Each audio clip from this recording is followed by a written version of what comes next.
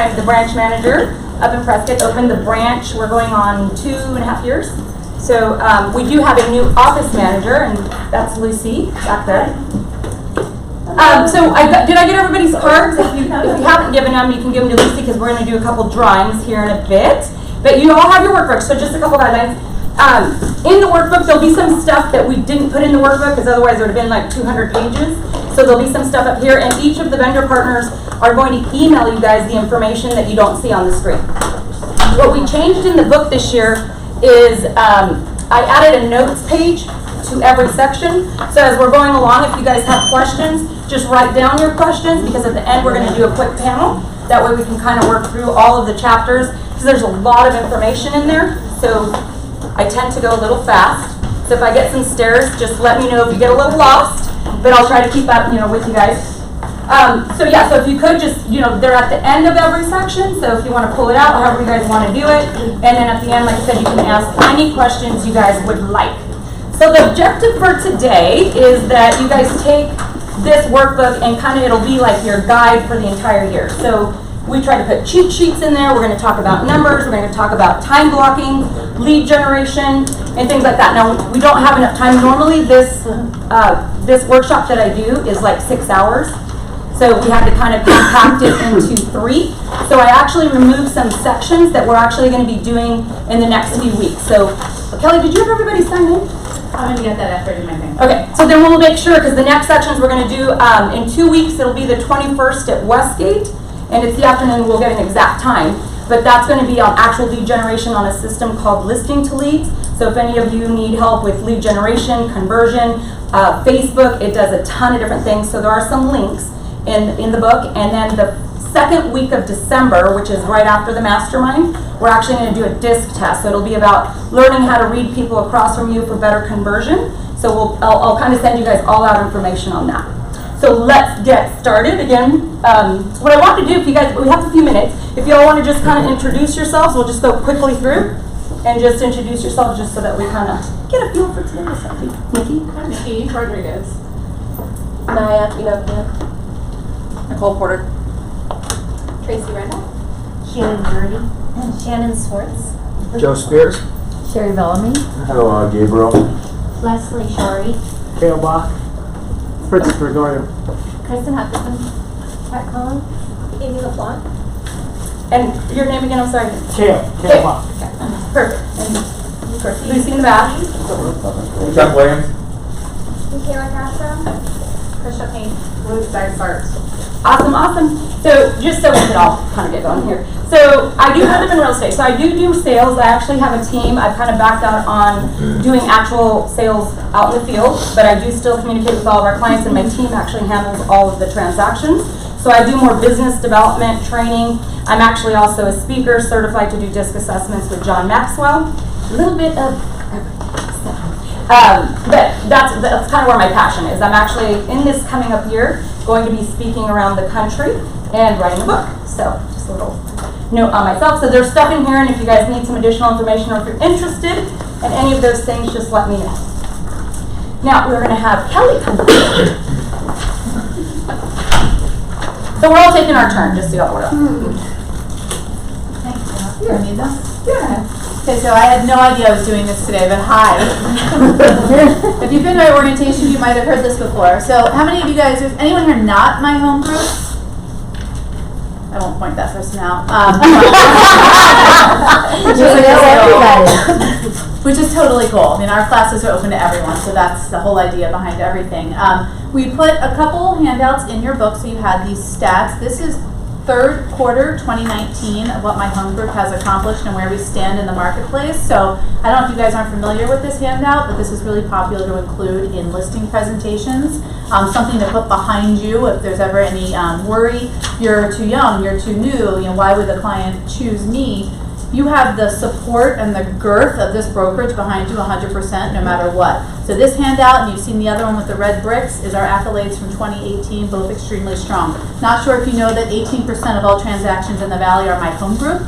Huge, staggering number, okay? I've been here exactly 5 years, and that is unbelievable. Also, 11% of all listings are my home group. So if you're looking to ever sit an open house, there's never, ever, ever a lack of opportunity out there. and I'll let you read the rest. So really, I guess the point of all this is to let you know what a kick-butt brokerage we've got going here. And Veronica is our hugest asset up in Prescott, so that's wonderful. And as we're trying to grow across the nation, you know that we are now 2,300 agents across 9 states. So when I got here 5 years ago, maybe about 150 agents, and quite the difference. So it is exciting. This other one here, I don't know if I can read that in the darkness, but this is our mission statement. So my home group is a collaborative, energetic, and dynamic brokerage designed for driven lifestyle entrepreneurs. We enable our agents to grow their network and personal brands, allowing them to achieve higher confidence and more opportunities. So huge, huge, huge sentence, and all of you guys here at my home group already know this, right? Everyone's allowed to be who they want. You have full support. We are sharers, we are collaborators, we are happy, upgoing, motivated people. So with that said, I think that's all I have to say. I think that's all I have to say. I love my home group, both of you guys. If you're not with my home group, we can change that at the end of class. I have paperwork handy. And you can help us 2300, go to 2301. Thank you guys. Enjoy. So, you know, one of the things is we could not do this without any of our prior partners, and that's kind of what today's about too, is I am a firm believer of having great relationships when it comes to doing business, because I think it's all a team. It doesn't matter for lenders, title, home warranty. So, you know, we have Super here today in the back, Super Home Warranty. Activated agent, Colby is actually super sick and expecting, so she just was not able to make it today. So we did include some of the slides, and then they will be sending some stuff out to you guys electronically as well. So just wanted to make sure you guys knew that. And then we have AZ Ladder Home Inspection, Chuck in the back, and then Lawyer's Title. Lawyer's Title Taylor, and VIP Mortgage, Liz. So each of them are going to go over a section, their section. That way it's easier for you guys. It's probably better. And I should tell you a little bit of history on myself. Those of you that don't know me, I used to actually be a mortgage broker. I still have a mortgage license. I owned a mortgage company for almost 10 years, was a lender before that. I owned my first house at 18, 5 by the time I was 25, and just have always loved real estate. Training has been kind of in my blood as a lender. That was kind of my value proposition. So I would go to all the trainings at the different offices, like Keller Williams, Family Reunion, all of that. Because for me, it was always about establishing a good relationship with clients and things like that. So education, I think, is super important. And we'll talk about that when it comes to the time blocking and how you guys should put that into your schedules. Because I think it's super important to keep growing and being knowing where the market is going, right? Because we're seeing a shift. So all of this is going to kind of be relevant. So we're going to start out with the agenda, super simple. We're 12:30 to 3:30, so we're going to kind of go through these sections pretty quick. Again, if you have questions, I have my information in the front, so you guys can always reach out to me, but then we will have the panel at the end again so that you guys can ask anything you'd like to know there. So we'll do the business plan, and at the end, the power partner panel. And we're going to start with the first page. So if you guys want to go to mindset and affirmations. Now, how many of you guys do affirmations? And how do you do them? You write them down? Okay. Meditation. Liz, how do you do yours? In the morning. In the morning, but are they written or? I say them out loud. Say them out loud, okay. Yeah. So I have an app that I downloaded because sometimes time is like of an essence, and sometimes, for me, I do everything kind of time blocked. So how many of you time block? Okay. Huge. That's something we're going to talk about today because it's super huge on how you need to do that. So I actually have an affirmations app, and on it comes up at a certain time every day. So then it'll just kind of prompt me. I think it's at 7:45, and it'll come up, and it'll come up on my watch too. So I have it set for different times a day. Because how many of you believe that mindset is important in what we do on a daily basis? Yeah. Right? So even if we're not in the right place, or if we're not in the right place with our families or different things that we have going on, it totally affects everything that we do. So mindset, I believe, is super, super important in our industry because we can get triggered even by a client, right? We have those. We all have those. So in this first one, this is just the difference between the two minds. Like, you have a fixed mindset or a growth mindset. How many of you believe you have a growth mindset? How many of you believe you have a fixed mindset? Okay, so if you read down these sections really quick, I just want to see if you guys feel about the same. So you have on the fixed mindset, you have challenges, and then how you would perceive challenges versus someone with a growth mindset, right? Okay. And I know they're a little fuzzy, so we can send them out a little differently when we send them to you. So how many of you believe you still fall into that category? Are there any of you that need to maybe look at some of these sections a little different? Or right? So that's all this class is about, is just kind of identifying where you're at and where you need to grow so that when you guys set your 2020 business plan, you know what areas to work on, okay? So in this section here, this is just, I want to just throw in a couple things, like this is a 30-day affirmation challenge. So for those of you who don't do affirmations, this is a good way to get into a habit. So this sheet is just about doing something, how it works, what you did, what you didn't do, and then something that you can do and say out loud for 30 days, right? Now you can use an app, whatever it is. This was just a suggestion, like I said, just to kind of work on that aspect of mindset. So our next section, we're going to have Taylor come up. And again, we're going to go through, so if I'm going fast, I'll slow it down. And then I'll click.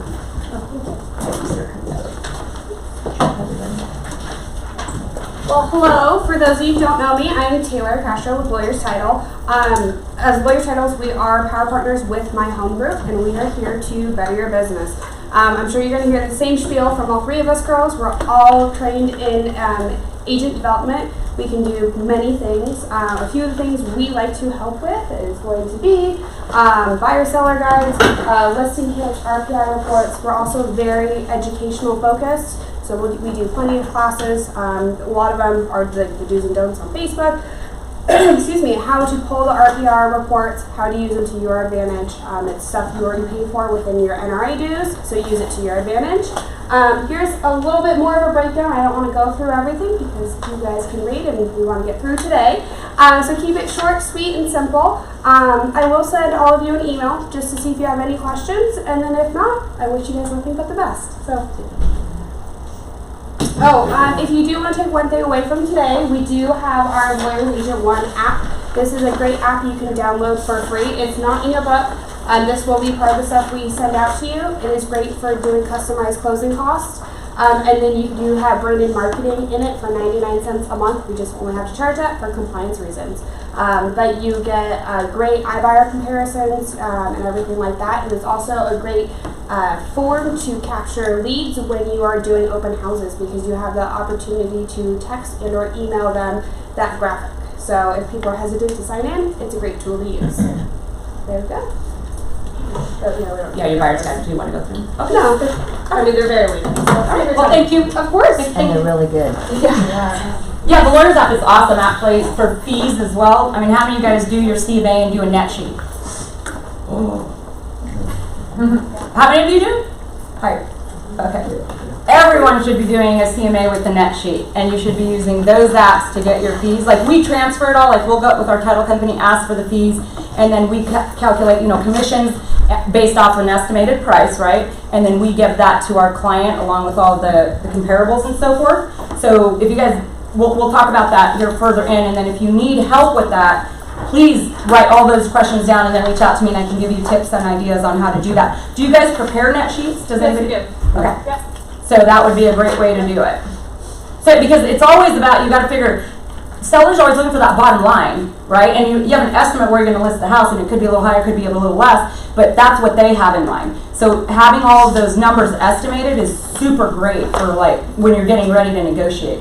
And having it up front is awesome too, because then they know what they're going to have to pay us. Okay. All right, so the next thing we're going to work on is a SWOT. Have you guys ever done a SWOT before? Yeah. Who has? Okay. How do you guys do them often, or when's the last time you've done one?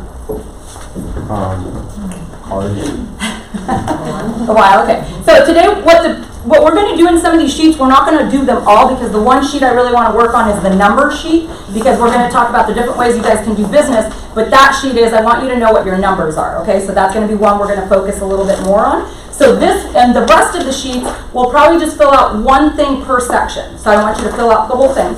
So the next sheet's what we're going to talk about. So on a SWOT. So those of you who have done a SWOT and those who haven't. So a SWOT is all about strengths, weaknesses, opportunities, and threats.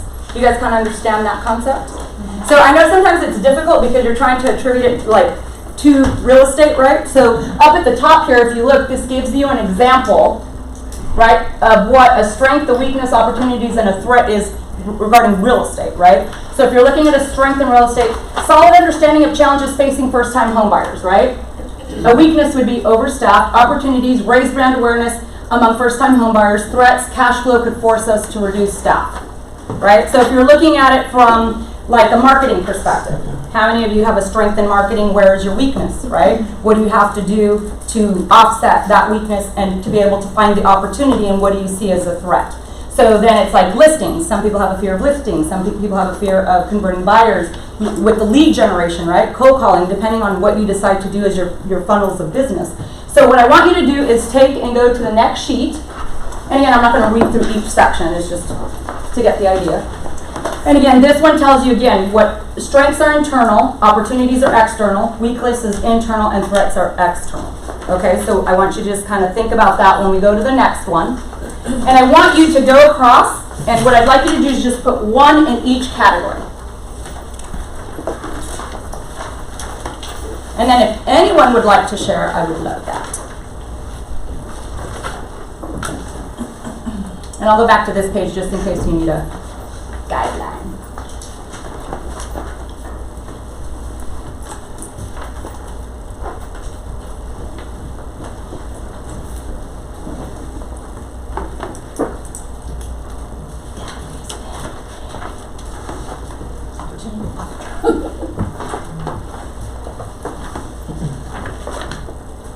So it could be like conversion. Do you have a problem with conversion, right? Do you get a lot of leads, but you don't get a lot of transactions? It could be a problem with conversion, which means you may need to get more script practice in and practice or come up with a process that you do for every single client, such as an example. And then it would be, okay, what do you need to do that, right? You need to take more classes regarding conversion, things like that. So this will help you identify like what kind of education, when you're looking at this, what kind of education you need to implement for next year. Because what happens is in our industry, we tend to like, there's so many classes that are being thrown at you that everybody kind of tries to absorb them all in, but you're not really focusing on what you actually really need to do. So by doing this, you can be more selective and then protect your time when it comes to your time blocking. Does anybody have something they want to share? For me, an opportunity is follow-up. I think all of us, a lot of agents and lenders and title people, follow-up is the key to conversion. And if you sometimes stop too early, it doesn't convert. So for me, I could continue with a longer follow-up strategy. Perfect. I'm with you on that one. Yeah. It's real. It's a challenge. Yeah. And that's about setting systems and processes, right, to remind you. So then it's the database. How many of you have databases and CRMs to get you there? What are you doing to make sure you don't forget somebody? And then we'll talk about that as we go along. So there's ways to, so that's where I'm thinking is like if you have that issue, so how do you solve it, right? So what would be a way to solve that? Sitting down and planning out like a 18-month cultivation strategy so that it is automated, but I wait till like, what am I going to send out this week, or what am I, and then it doesn't get done. Right. Can you think of something? For the, because you said it was similar, right? Oh yeah, I mean, I think just creating ways to follow up to where it's not the same message and it's something different every time, so that I'm able to connect with them and not make it seem like, hey, you're ready to buy or sell, So it's always coming from a place of value and contribution. That's what we always need to be remembering, because everybody's spitting stuff at them. So we just have to come up with a way to be able to convert it and be different than the next person, right? Because everybody sometimes is sending the same templates. They get bored with that. So you've got to find something that makes you unique and different from everyone else, right? And we wonder why they stopped like answering our phone calls. Like, yeah. I wonder why. And I'll tell you a little bit later on like kind of what we do. Anyone else want to share before we move on? Maybe weakness. As far as chasing all the shiny stuff, everyone has a tool. We've got so many tools that we can't even keep track of them. Right. So that's super, like one of the biggest things. You have to establish what systems and processes and tools you use, and then leverage those and use those till you've like maximized it, and then you add more. But what tends to happen is they're like, oh, something better, but you haven't really even utilized the one that you have, and it's just like you're chasing and resetting up, and it's like it has to stop for you to be able to be consistent and be able to grow your business, and then add those tools, which is like transaction coordinators, assistants, things like that, right? So awesome. So what would you do to offset that, besides what I just said? Exactly what you just said. Okay. Use the tool until you realize that tool just doesn't work for you, and then look for something different. Right. One thing that I have done with that's worked really well is I set like a clock.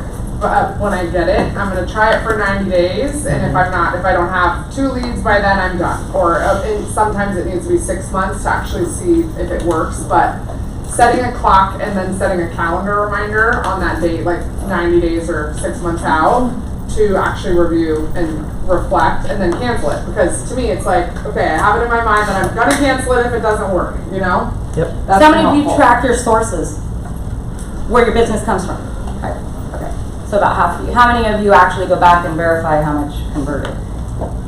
Okay, that's like the most important part. So of the using the system, if you're going to use it 90 days, because sometimes it takes time, right? But then you also have to make sure you're sourcing and then figuring out your return on investment. Because what I tend to see also is somebody just sticks with the system and just keeps investing and investing and investing, and nothing comes from it. So it has to have a return on investment, regardless of what I say. Regardless, and it's regardless. Need to correct that. Of what you're doing, right? So there should be everything that you do should be tracked. Everything should be tracked, everything should be sourced, and you should be looking at it every 30 days, 60 days, 90 days, because even in the first 30 to 60 days, if you're not seeing a change, you need to go back and make some changes so that you don't end up in 90 days doing nothing, right? Because there's something evidently not working. Okay, anybody else before we move on? Okay, so now we have Miss Liz. All right, well, hello everyone. I'm Liz Dysart with VIP Mortgage. I do business development for the Crawford team. We have been a power partner here for 3.5 years. And we are your finance experts that we partner with, a lot of the agents here, to help you guys grow your business. So our team, we're a top 5 lender in Arizona. We're super proud of that, but what we're more proud of is our client reviews and the customer service that we provide to not only our agent partners, but our borrowers.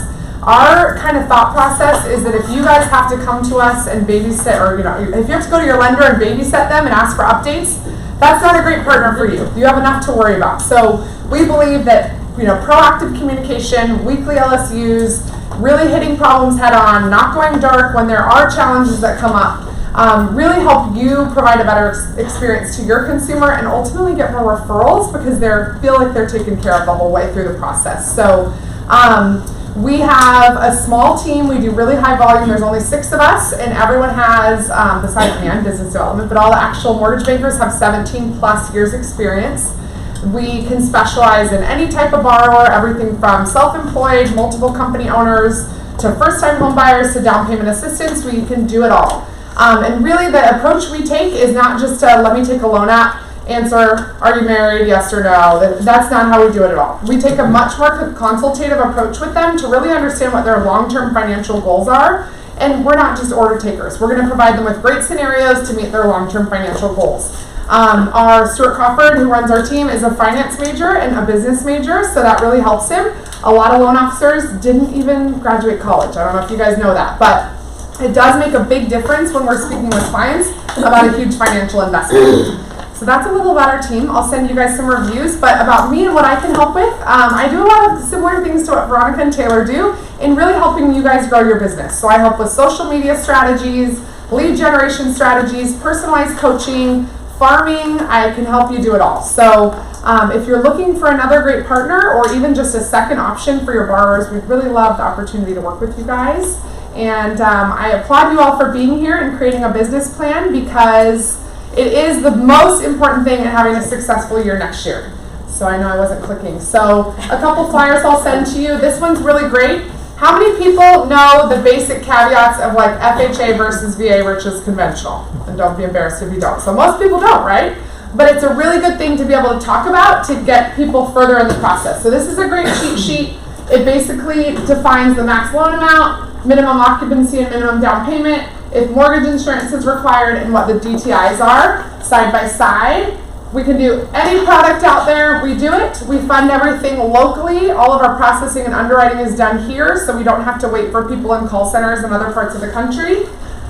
Here's a great scenario. We love, and we have a lot of our partners that use this for their open houses. A lot of renters don't understand how much better off they would be to buy, so this visually shows them. I know the Lawyer's Agent app has one that's very similar. So giving this to a renter, you can convert renters who are thinking 12 months out to become a now buyer using figures like this.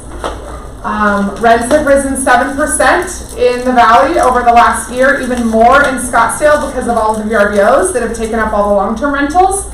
So rents are getting very expensive. And then down payment assistance. So this is something we love because it helps a lot of people who wouldn't think they can get into a home because of a down payment, get into a home. So no money down, all they have to pay for is an inspection and appraisal. We do them and we're experts in them. So if you have questions, let me know. Can we do that in Prescott? Yes, yeah. Well, certain programs. Pathway to Purchase, no. But Home Plus, Home and 5 and there's one other. Okay. That Just yeah, one. are Prescott eligible, yes. A couple tools we have for your business. I forgot all this was in here. We have a personalized landing page where you can send your borrowers to apply for a loan. That way it's branded to you. You have a place that you can send them. That way you don't have to worry about them getting in touch with the lender, us calling, leaving them a voicemail, them calling, leaving, that whole situation. They can go straight here and schedule an appointment when works for them. We also have Mobility RE for you guys, which is a web-based app for free that's branded to you where people can search the MLS fully and you can see everything that they look at. So it's great to give to people at open houses, and that way you can keep an eye on everything they're viewing and let them ask them if they want to schedule a showing with you. So this is a really awesome feature we just added. So that's pretty much it. We would love the opportunity to work with you guys and enjoy Veronica today. We really appreciate her being here and doing this for you guys. All right. All right. Thank you. Thank you. So we'll talk about that app if you guys want to remind me, because we're going to talk about mobile apps and things like that. So how many of you have one? And we do in Prescott because I'm all about mobile apps because that's it. Do you guys know the stat on how many people find their agent or property online? It's huge. It's like 90%. So we got to get mobile, and that helps you. Like Liz was saying, open houses. That's one of the biggest things we promote at open houses. So we need to kind of figure out how to implement that. You're using Prescott, right? I just switched, but yes, Okay. but I still have a lot. Okay. So the next section we're going to do is mission, vision, and value statements, and a tagline. How many of you have those things? Okay, so we'll go back to conversion. What do you guys think is the importance of this? Anybody? Why you work. That's why you work. Right? It's how you present yourself, right? Because if you're competing, we're all competing with each other, right? So what makes me, when I go to a listing presentation or a buyer presentation, different from any of you, right? That's what you have to identify. And that once you identify that, it just gets easier and easier, and you can sell it all day long. And you have to find your uniqueness, and that's why we're doing the SWOT and all these different sections about what makes you different. And sometimes you have to go back, and a lot of people don't think about that. Like your past experience or your work experience, your life experience, all of that can go into what you're doing today. Because for me, like being a mortgage lender, having multiple businesses, all of that is huge when I go to a listing presentation. Because I'm all about the numbers and making sure I take care of my client. Then it's the follow-up. And so all of that experience I throw into a big nutshell to be able to say, this is why you should use me, right? So your mission, visions, and value statement are super important. Now, taglines and brand slogans, like we have teamwork inspired by vision, purpose, and success, because we're always about teamwork. The vision of getting the job done, right, and being successful at it. So that's what you guys, and not everybody has to have that, but this is just an idea of some of the stuff that you can do. And you can search taglines. One of the things you could get with Colby and Josh, they can help you with your marketing. So there's different things you need to just like, when you're struggling with certain things, is just reach out and search and then start within MHG, because there's a lot of organizations and vendor partners that can help you within our own company. So we just need to kind of look at what you guys are going through and what you need. So we are going to do a class on DISC assessment. I wanted to throw this in because it's huge. How many of you know your personality and how you respond to people versus how you deliver information? Does everybody kind of get how that happens? I mean, how many of you feel like sometimes you don't connect with clients? Everybody connects? It's all good. Now, how many of you think you're an extrovert versus an introvert? Okay, so when we go do the DISC class, and this is going to be something, because most of the time, I will tell you, when I've had most agents take DISC tests, almost 80 to 85, 90% are introverts. So you're forcing yourself to be an extrovert, which means you're going to be less productive at doing what you need to do. So it's about coming up with a plan, pushing yourself and extending that rubber band, right? Because every time you push it out, you're going to get better and better at what it is, and it becomes more comfortable. So you can change your personality. It just takes time and awareness of what those are. Because what you have to remember, and this is what I tell a lot of people, if you can't read the person across from you, meaning body languages and things like that, you have to learn to do that, or you will lose people. because we're delivering the information a certain way and you're not reading the person across from you and how they're actually absorbing the information. So all of that is super important when it comes to sales, and it's probably like the biggest part of what we do besides writing the contract and looking for properties, right, is the connection part. So we'll go through that. But again, I wanted you guys to look at that because it goes back to your mission vision, right, of what you guys are trying to accomplish. So this is just an example, and to be honest, like I threw a Keller Williams one in here because I was looking for MHG ones, and I couldn't find one that had like the full gamut of what I was looking for. So if you look at in your book, I've never seen one like this. I thought this was pretty creative and unique, and I actually Googled like to try to find something like this, and this was an Active Rain article. So it wasn't like I went to that site, I just Googled and it came up. But if you notice, this is pretty unique, right? How they did their mission, vision, and values, right? And then, so when you're looking at that, you look at what is the mission, what is the vision, and what is the value, right? And we're not going to do that section today. I just want that for thought. Like you guys really need to look at what this means to you. So like their vision is to dominate, make, and give, right? So if you look at that, this just gives you an idea of how it works. And then this on the health, right? That was kind of a cool, unique way of doing that little, the value statement. So it's what? Hard work, extraordinary results, accountable in all things. What does that say? Leaders only, Leaders only. Oh, leaders only, teamwork, and I have my glasses on. And humble, right? So pretty unique. I thought that was a pretty cool one there. So when you guys are doing that, and again, we actually have Colby reworking and Josh our logo because we wanted to kind of change it up, and we're going to be working on changing ours as well. Because I think stuff like this, it just makes your branding, when we go to the branding section, just a little more unique, right? So it's thinking about those things. And right now you guys are in a good window to like revamp what you need to do. Keep working, right? So that next year you're not falling behind, but you're at a good part right now at the latter part of the year to start implementing these things so that you can start 2020 like rocking and rolling. So here, who are you, right? So in one phrase, describe who you are as an agent. Why should your clients hire you? So these are just what questions that will hopefully like trigger what to help you dig to see what you need to put in each of these categories, right? Because once you do that, if you follow the steps, and I'll tell you, how many of you guys use Breakthrough Broker? Okay, everyone should sign up for Breakthrough Broker. It's totally free, and they have all this online. So, and it's in the back, so I have agent tools in the very back. And so some of these things I'm going to talk to you guys about, all the links are in the back. So I made sure you guys, we got you. But this is something huge. You can do flyers, you could do Facebook cover photos, postcards, buyer's guides, which of course we have title, but if you want varieties, there's all kinds of stuff in that system, all free. So this is something that you guys are going to want to take sign up for. Do any of you guys partner with Breakthrough Broker? Because there's some companies that partner. Lawyers does. Lawyers, there you go. So that'll be so that you guys can co-brand. So there's a lot of co-branding stuff that would be really awesome in there. So again, you're going to want to look at these and just kind of dig deep to figure out where you stand, right? Now this next one, what defines you? And then you take it on, it's like your mission statement, your vision, your company values, and strengths, right? So this is where we go back to, okay, can somebody, if anybody, just a few of you, can someone tell me what they think their strength is that would be able to be relatable to real estate? Something that you are really, really good at, that you feel that you do better than anyone else if you're going to compete. Negotiations. Okay. Analysis. Okay. Anyone else? Building relationships. Okay. Which is important when you're trying to sell a house, right? So those are the kind of things you put in here, and then they just flow to the next pages and the next pages, and then you come up with your final vision, mission, and values, right? So what is your value proposition? And again, this breaks it down because I wanted to just, and these are all Breakthrough Broker again, these are like super, super simple, right? You just kind of go through and think about all the different things you're good at, and then you convert it into a script that you use when you go do your listing and buyer presentations, right? Or on the phone, because how many of you get calls? How do you convert those? Do you guys know what your conversion rate is?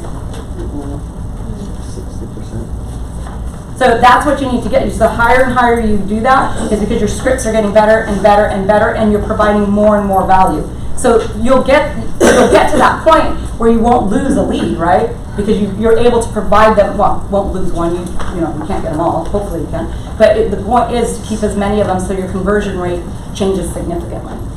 And that goes with your tools as well, right? How many tools do you use, and what are you providing in value separate from your strengths and your value proposition? So this next section, do you guys have, if you have questions, write them down, and then we're going to have the panel here shortly. Now again, Colby, I just went ahead and still put the slide in, and she's going to send you guys a whole bunch of stuff on the different things that they can do for you guys branding-wise. That's your signs, your logo. How many of you guys have your full brand done? Pretty much. Okay. So this would be great. They have some great packages that they can help with. They have websites. They have all kinds of stuff. So they're really, really good at what they do. They have a whole bunch of samples you can look at as well. So if you're struggling with like the logo and the design and the signs, they do like the whole thing. Like once you pick your logo, they will create your signs, your cards, everything for you. So they definitely be a great asset for everyone. All right, now we're going to go to branding and marketing. So this again goes to how many of you have your brand, right? Like we use the vintage door, like we have the door with the keys. So that's kind of like our brand, but we wanted to change up the Premier, we have two different things. So it's Premier Real Estate Network is the real estate side, and then Prescott Premier Real Estate Network is our agent-to-agent referral is the referral side. So we kind of been playing with what we want those to look like. So that's what Colby's doing is like revamping that for us. So it looks a little different, but how many of you have certain colors you won't use? I know I do. Kristen's like a turquoise girl. I hate red. That's like I love red color. And everything went on red color. But what happens is because of personality, some of your personalities are so SC, you get stuck on the branding part that you know, like it takes forever to get there because you can't decide on what color because you only like a certain color, but then it doesn't fit and then it doesn't look, yeah. And you got to get to a point that you either have to outsource that and come up with something quick because you can always change it. But it should be like when you start, you should start getting that brand out because I'll tell you, we do oversized signs, and it doesn't matter what's on the sign. People recognize my sign because it's a 24 by 30, and it has a huge door with these huge keys hanging off of it. And they're like, oh, I see your signs everywhere. But it's the sign, right? Everybody knows what it looks like. That's what you want to get to, is figuring out what does that look like, right? So this just gives you an idea of how to do that. What's your personality? What do you like? I like vintage. Like I like that vintage look. So that's kind of where I lean for. So that's what you kind of have to figure out. What look are you going for? Luxury, vintage, elegant, right? There's so many different looks out there that you just have to establish what it is and then put it together. And again, if you can't put it together, find someone who can help you so that you can check that off the list because you guys like stuck, right? How many of you are stuck?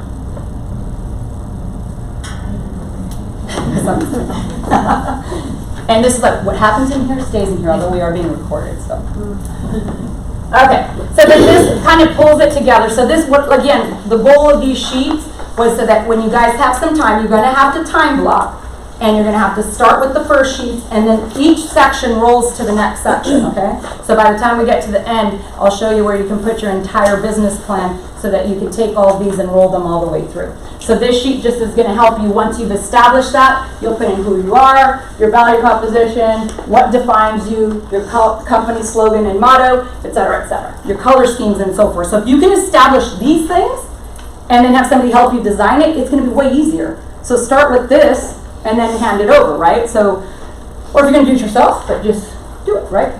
Okay, the next one is the real estate agent marketing strategies pros use. So, how many of you have a website? How many of you use your website? How many of you get leads off your website? How many of you do portals on your website? Okay. So we do everything on our website. How many of your websites text clients' properties? Okay. Conversion on texting is huge because most people aren't checking their email during the day, but they will check a text all day long. So our system allows people to opt in and then they can receive the properties via text. So those kind of things are what you're going to look for on being able to expand your conversion and grow that conversion. So it makes it a little bit easier to communicate with your client. So using a website, and again, how many of you are like happy with your website or does it need to be rebranded? Are you guys looking to rebrand? Okay. So these are the kind of things I want you to think about and start like writing down because this is a checklist today. Like of all the different things you need to do so that you guys, if you're having trouble figuring out where to start, this is where you're going to start. We put it in that order because that's kind of the order that you should be doing it. Branding, systems, processes, establishing these things, right? So then, how many of you use video? How many of you know how important video is on Facebook and everywhere right now? Yeah, so we should all be doing video. The algorithms are much higher on your organic reach on video than it is on anything else. So using video, like, and you just have to get creative. Like, how many of you do open houses? Right? How many of you do video at your open houses? Okay, everybody should be doing video at your open houses. You should be doing videos before the open house, videos at the open house, all kinds of things. You can do Facebook Lives. And even if you don't, like, for us, it's a little bit harder because we're kind of, it's a little bit bigger area. So we're never going to get the amount of people that come into the open houses like you guys do. And some are like out in the country. So we're not going to have people drive 20 miles out a dirt road to get to a house, right? So we've come up with creative ways to do like a Facebook Live to where people can ask questions. They don't actually have to drive to the house, right? So you just have to get crafty on different things that you can do to kind of get that engagement. Retargeting, how many of you are retargeting? How many of you know what retargeting is? Okay, who wants to share? Going back after the missed opportunities because they kind of fall off the face of the earth. Basically recycling your own leads to yourself.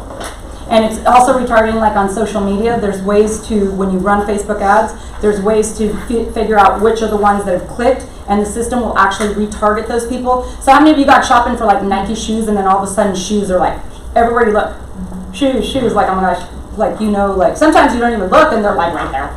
And that's the retargeting. That is the whole point of retargeting, is to be top of mind, right? So those people who have clicked on your stuff but maybe didn't register, if you use the retargeting, every time they go somewhere in our search, you're going to be right there. It's going to pop you up. And it's pretty feasible if you do it right. So we can have more extensive. So the goal of this year for me is to break these classes down so that you guys, whatever it is that you want to implement in your business, you have to decide what that is. And then we will have a class on it so that you can fully dive into it and actually do it. Okay? Then we have influencing the market, right? How many of you are doing things to influence your current market, right? What are you doing? Are you farming a certain area? What are you doing to be known in the current markets? Things like that. Building offline muscle. Can't really read those, sorry.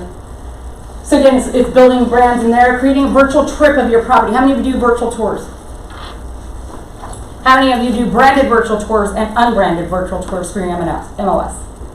Super important. How many of you do videos that are branded?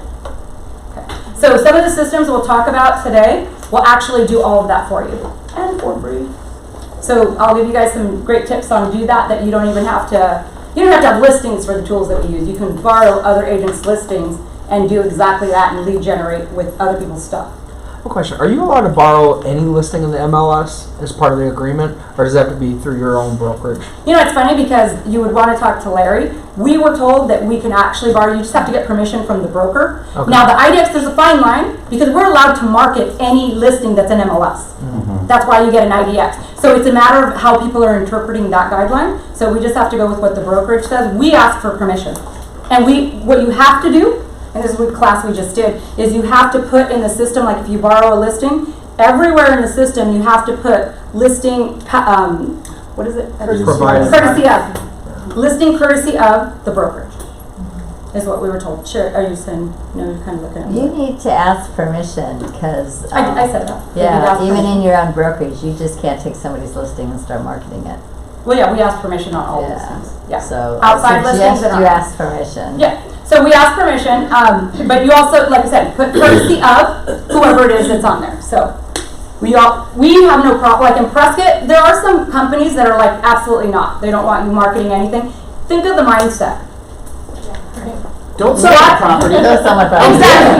So I'm just like, but again, sell my house. We get that a lot where we live. Like if there's a couple companies that we know we're never going to be able to market their listings, we wouldn't do it without permission. We call them, we ask, like we've said.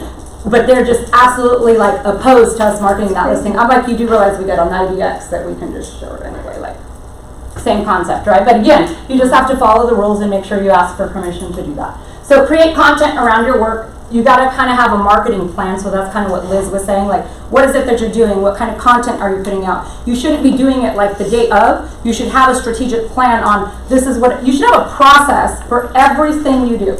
So for every buyer you get, every seller you get, every open house you get, you should have a checklist and like a drip setup or what it is that you do once you get those leads. Because what will happen on some of these systems, you're going to get a bunch of leads and then you don't know what to do with them. And then you've just wasted your time on a bunch of leads that you're never going to convert because you just let them sit there, right? So you've got to figure out like what it is that you're going to be working on. And then layer traps and landing pages. How many of you use landing pages separate from, okay, landing pages are huge right now. So you're going to want, we have systems, again, the one system that I'm talking about does all of it for you. Optimizing for search engine visibility. Again, I'm not very good at that, I should say, so that would be something that I would say I would outsource because I'm not going to go in and try to do all the SEO. I do source out the stuff that I just don't want to spend that much time on. Because there'll be things, it takes money to make money, right? And you got to figure out what your time worth. How many of you know what you're worth? Everybody should know what they're worth. And we'll kind of go over that here in a bit. Follow up and build a review profile. Again, you're going to want to figure out what your follow-up is, etc. So we spent a little more time on that one because I think it's super important. It's like the nuts of everything that we do. Branded content, this is just about figuring out kind of what your branding is going to be, the decision-making that goes behind it. Then it goes from the purchase and advocacy. So this is kind of just a little flow chart for you guys to kind of go through. And then what I put in here, this next page, is just ideas for those of you who are like, I don't know where to start, I don't know what to do. I kind of just try to put as much information in as just a little checklist. And it's not do it all, right? It's just pick something. Pick one thing. That's it. Pick one. That would be my challenge to you guys, is if you're struggling, just pick one. And do that, and then do that consistently, and pick another. So this is just a great little thing to do. So just like top 50, e-marketing, working your sphere of influence, prospecting, websites, other, and then here you have activities designed to meet people. So just different ideas for you guys, tips and tricks there. All right, we have Chuck.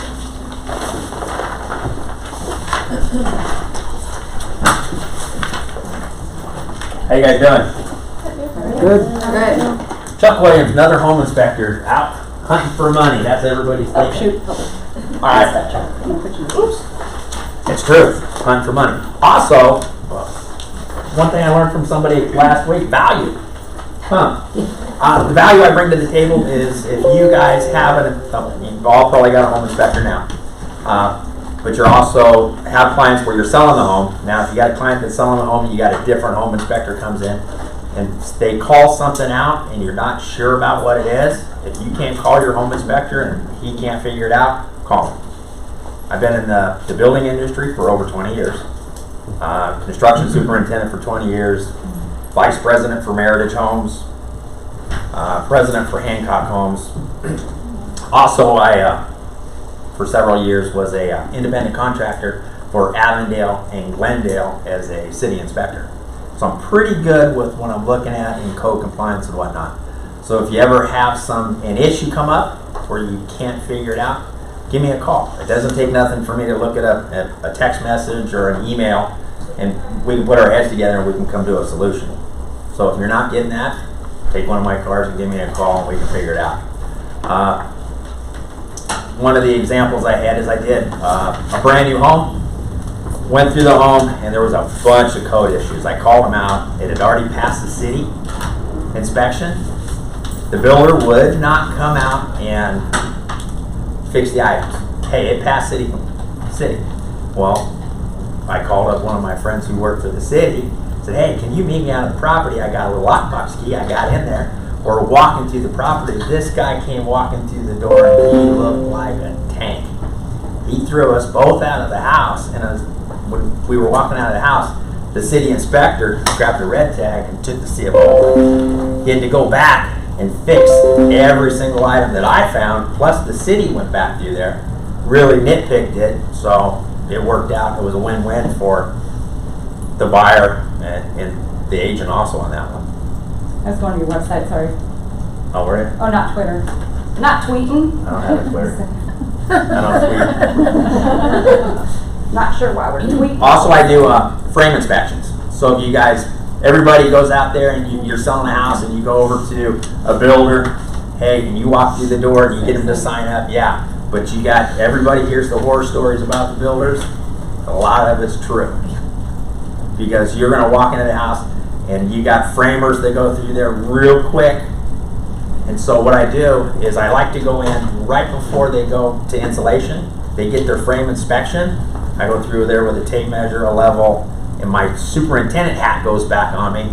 And whatever I find, I'll circle on the floor, write it in paint, take pictures, give it to the homeowners and you guys.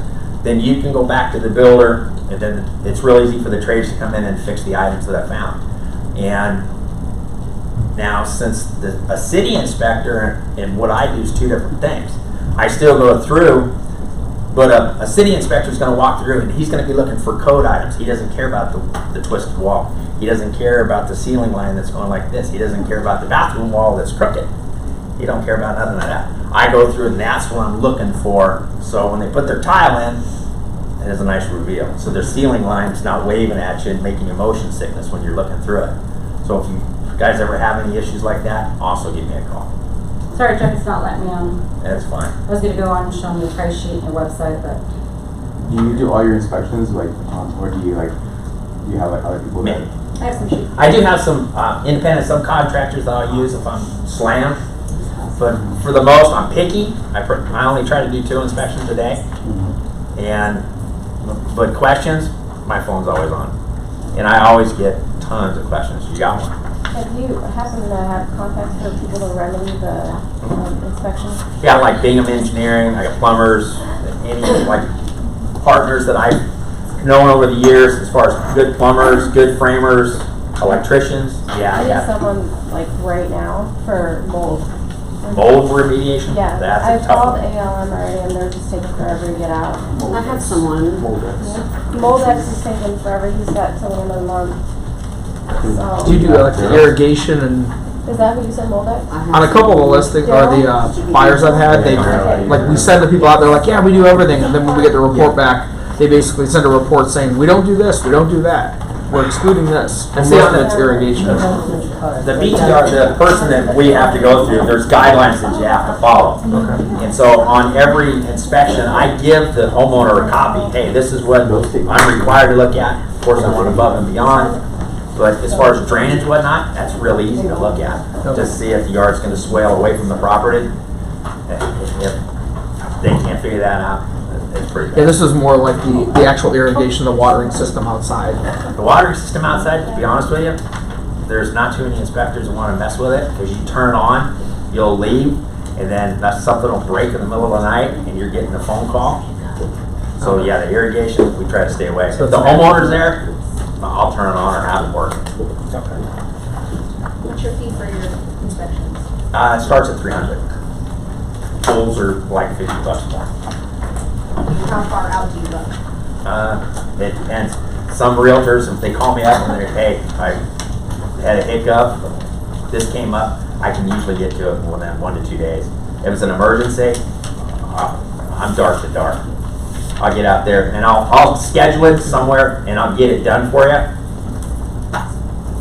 So, any other questions? Everything's good. I got cards and flyers. Passed them out. That she passed on. I did. Thank you guys. It was a Messed pleasure up on the meeting you. website, but I don't know what's going on here with this. Haven't used Good this one, screen. yeah. I know. And so if you go to the website, that's why I wanted to go on here. If you go to the website, it has his fee sheet on there, so it has all the fees, it has a couple other things, and then you can request an appointment through there. Yeah. Yeah. So everything's on the website, so that's definitely one to bookmark. You speak Spanish? Yes, I do. I can get through it, but my wife's Mexican, so I just keep the phone with her. I mean, when you're like, have an educated conversation with somebody, like. Right. Yeah, I can get through it. I keep them. I don't know what's like all of a sudden this is like.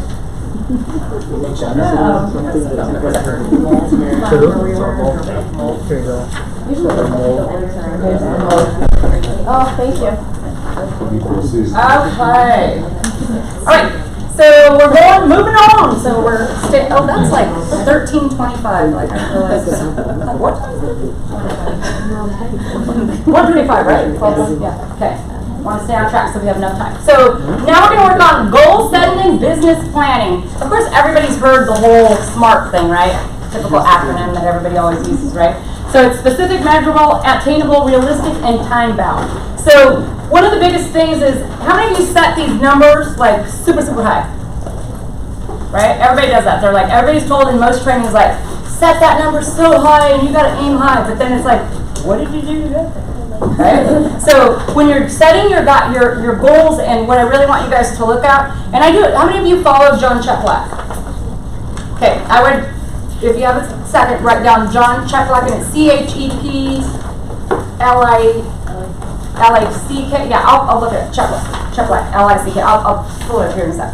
So John Cheplack, I do coaching. I've done coaching with John Cheplack. I did recruiting, coaching, and different things because I was doing different roles, but I've been to a lot of seminars where he's at. One of the things that he really promotes is micro commitments. So it's all about, we set all these goals and all these things that we do, but then we don't even do one little thing where we say, okay, we're going to make 50 calls this week, right? And then you didn't even make one, right? So what you need to do is start setting more micro commitments. Okay, the goal would still be 50, but the goal would be one. Just do one, and then once you do that one, then you do two, and so forth and so on. But what happens is that we set this number, and then all of a sudden we get to the middle of the week, and we're like, oh well, I didn't do it. Like, you just wait till the following week. So it's going to be really important that you guys look at, and I included some sheets as we go along, right? Then trackable, again, we talk about, are you tracking it? How many calls are you doing? What type of forms are you using, or systems are you using to track your processes and your systems that you're doing and your tasks on a daily way, right? Oh, I'm ripping my necklace off, sorry. And then be honest with yourself, right? That's kind of what we were talking about. And give yourself a deadline, because that's the other thing. We set all these things we want to do, but then we're just like, oh, I didn't do it. That's where, like, today is so important. That's why I want you to create these checklists. And then next would be, okay, this is what I'm going to do first, and you're going to do it by this date. Just start tackling those and putting dates on them, which is super important. Okay, so then this sheet hopefully will help you guys just kind of identify specific exactly what you want to achieve and put them in each category, right? And then the time base. So it's exactly what we just talked about in the previous one, but this gives you the ability to actually start putting some stuff in a sheet. So you can make copies of these. If you guys want PDFs of them, I can send them to you, whichever is easiest.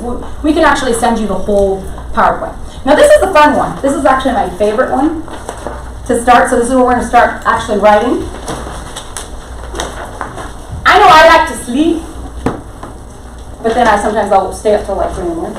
But I am not a morning person, and I admit it, and I'm tired of fighting it, so I just go with it now. Because I'm still more productive in the afternoon. I don't care what anybody says. People are like, if you get up earlier, I'm just not doing it. Like, I refuse to do it, and I'm not going to force myself to do it, because I do way better this way. So as long as I'm doing what I need to do, and I'm okay with staying up a little later, I'm going to do it, right? Then you look at, okay, how many hours in a day? So what we're going to identify right now is how much time you actually spend working. It's kind of scary when you do the number. So I want you guys to kind of do the number. Like for me, I'm trying to cut ways of like getting ready, right? Like your personal time. It would take me like an hour and a half. But then I'm like, okay, I'm going to do extensions. That takes an hour of my day, 2 times a week. But at least I don't have to put a whole bunch of mascara on. Then it was like, all these different things. Then it's like, okay, wear my hair a little curlier because then I don't have to do all the blow drying and all the other things. So I've kind of tried to figure out how to take that time down, because there's days where I'm like, oh my gosh, 2 hours of my day are just gone by the time, because I iron my clothes. Even though I dry clean, I still iron my clothes before I put it on. Like I'm the weirdest person. But all those little things, like add up. So think about all the things and habits that you have that by the time you get out the door, like unless you are like a morning, like get out the door and you're just showering and you're out, like most of us aren't going to do that. Guys, maybe. I mean, I hope you primp a little, but we hope. So what I want you guys to do is go through and just kind of put down just an estimate of what you spend, and then I want to see where you guys end up. Is that just a day? It's a 1 day, what you do in 1 day. So how many hours do you spend sleeping, and how many hours do you spend with family and friends? So the point of this too is priorities, right? I'm going to tell you that for me, family and friends is my priority. And my schedule and my time blocking and my business plan is geared around that. So that's where you have to figure, like, are you going to be home for dinner? Like how much, but what are you doing today is really where we're looking at, and then what we're going to look at is what are you going to do in the future, right? Because you may be putting too much time somewhere where you could eliminate and put it somewhere else. So there's that fitness and grooming, right? I do more of the grooming than the fitness. Earlier we were talking about it, they're like, I do the vice versa. Like I put it in my mouth. I get that's my exercise. But I need to add it back. So it's like, what are you going to put in your schedule? Does anybody want to share? So what we're looking for is hours you spent on building your business, right? Which is what we're all supposed to be in, self-employed, doing your business. So does anybody want to share what they ended up with? 4. Yeah. 4? I multitask. I say you can. A lot of people say you can't. Can't be good at everything at one time. Well, no, but you gotta put laundry in here, and then you gotta, Be on the phone, putting laundry in. well, I've done that. But are you truly doing what you need to do if you're putting, like, it's again, we go back to time blocking. So it's just a matter of, so 4 hours, are you good with 4 hours? Are you doing everything you need to do in 4 hours? Okay. I So time block, but I don't get intentional about the things I'm doing You're doing. during that time block. okay, so that's what we need to look at. Anyone else? Come. Mine actually worked out to 8. Look at you. So you're like a rock star. Well, no. Oh my God. No. I mean, that's just like when I I probably spend more time eating than an hour a day. Well, yeah, you gotta figure that's what I'm saying. So breakfast, lunch, dinner, if you do breakfast, lunch, dinner, right? I don't really sit down. I just like eat and, I sit down at dinner, but that's really it. But you should, okay, so you gotta kind of be realistic. Yeah. And I'm not saying you're not, but those times add up, right? So I would ask you, are you spending an actual 8 hours a day doing business related activities? Right, that's when like I'm Okay. No. So you have to look at where your numbers are and be like, okay, where am I actually spending that time? I like having lunch with my friends. Like, I'm not taking that out. I'm a lunch person. I'm gonna go to lunch every day if I can. We used to go to lunch every day. I'm like, I'm doing my lunch. That's how I need to function. Like, I do better if I go take a 30-minute lunch or an hour lunch and then come back and regroup and hit it hard. That's just me. Like, I know my personality now that I don't care. Like, I'm gonna do my own. And that's how you should all be doing it. And that's the biggest thing in real estate. How many of you guys are told you have to do this, and you have to do this, and you should all be cold calling, and you should all be doing this, right? And then we don't ever do it. And it's like what we have to get back to is who are you? What do you want to do? What's your priority? What are you good at, right? Because that's going to help you guys like grow like crazy. Once you guys can figure that out, like the rest of it just, and then we're always comparing. How many of you comparing yourselves to everybody else? Oh, they're doing way more than me. Right? But you always have to, how many of you believe in balance? I'll tell you, there's no such thing as balance. There is rhythm, and that's just my belief. There is a rhythm in life that you will get into. And somebody said this to me the other day. How many of you, when you were kids, got on a seesaw and just wanted to be, right? You got on a seesaw, that's life. Life is like this, right? So all we have to do, if you can get into a rhythm in life, then you get into a rhythm in business. That's all it is. Because we will never be equal in a pendulum. Something is always going to be sacrificed. What is it that you want to sacrifice? So when you're looking at this, like I told you guys, I'm not sacrificing family for nothing. That's just my choice, right? But those people who may be doing, and I'm not saying that's what they're sacrificing, so don't get me wrong, but something is sacrificed based on the fact that if you don't have a schedule and you're not consistent, something is going to be sacrificed. So you just have to decide what that is, right? It's either your business or your personal. So this is a good indication. So what I want you guys to do is just look at this and decide where in the future, as we're moving forward, you need to make changes so that that 4 hours turns into 6, or if it's only going to be 4, it has to be 4 really productive hours.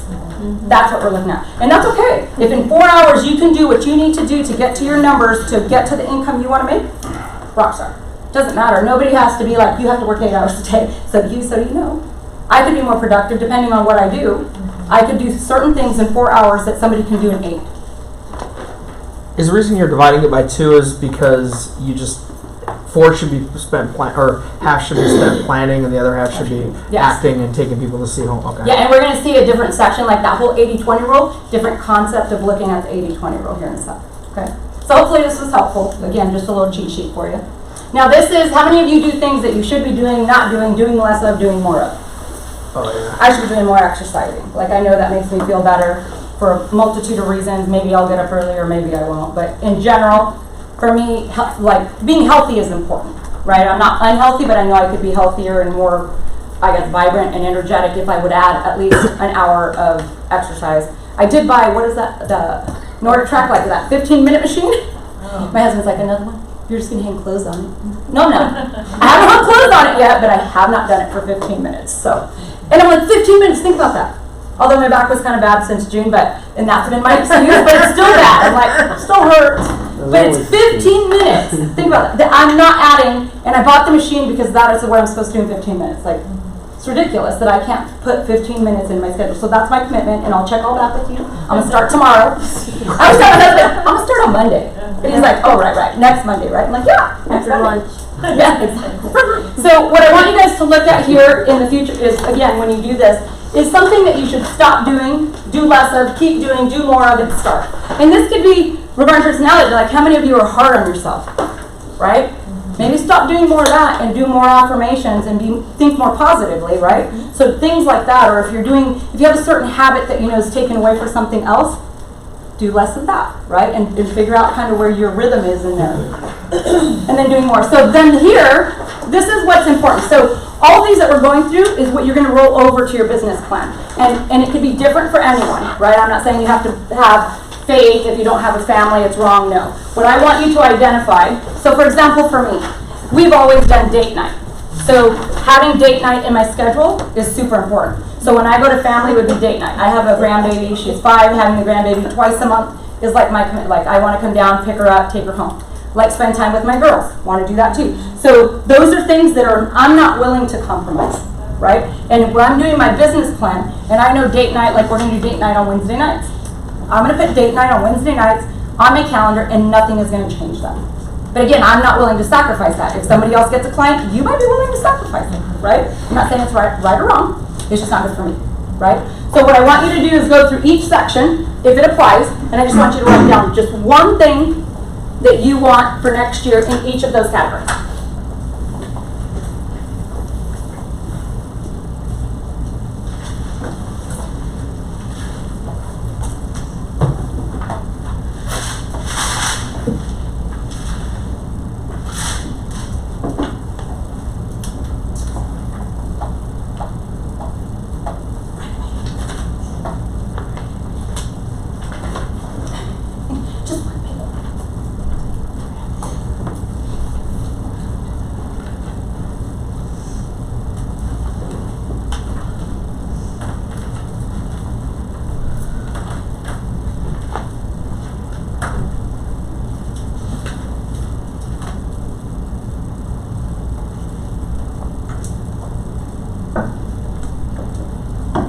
Few more minutes, and then if anyone would like to share, I would love it.